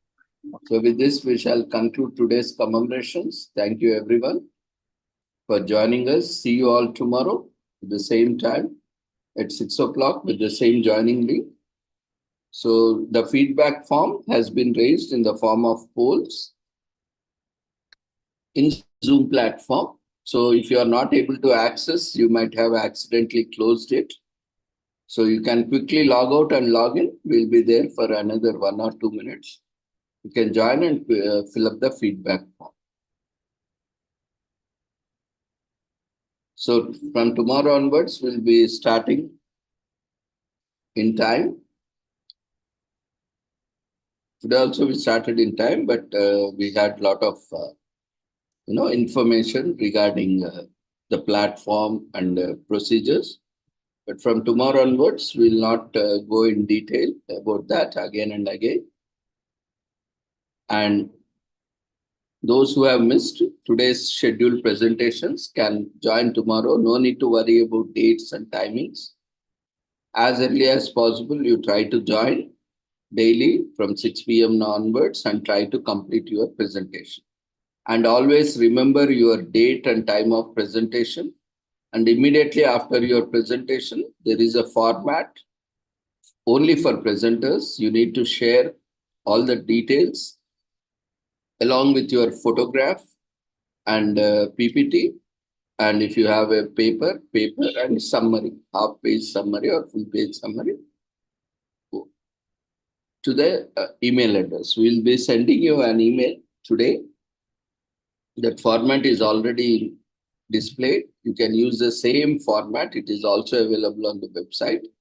You can use the same format. Those who have already presented, instead of preferred date, you have to mention it as presented or presentation date and time, and mention exact date and time, which is mandatory for the certificates. And for participants, you just need to register and keep attending daily, and every day you will have registration form in Zoom. No need to fill up the registration. Google registration form daily. Only once you need to fill the Google registration form and Google feedback form. But in the Zoom platform, daily you need to fill, because that counts for that day's certificate and participation. So see you all tomorrow. Hope we all have enjoyed, and we thank all the participants, presenters, and appreciate everyone for joining us. See you all tomorrow. Take care. Good night.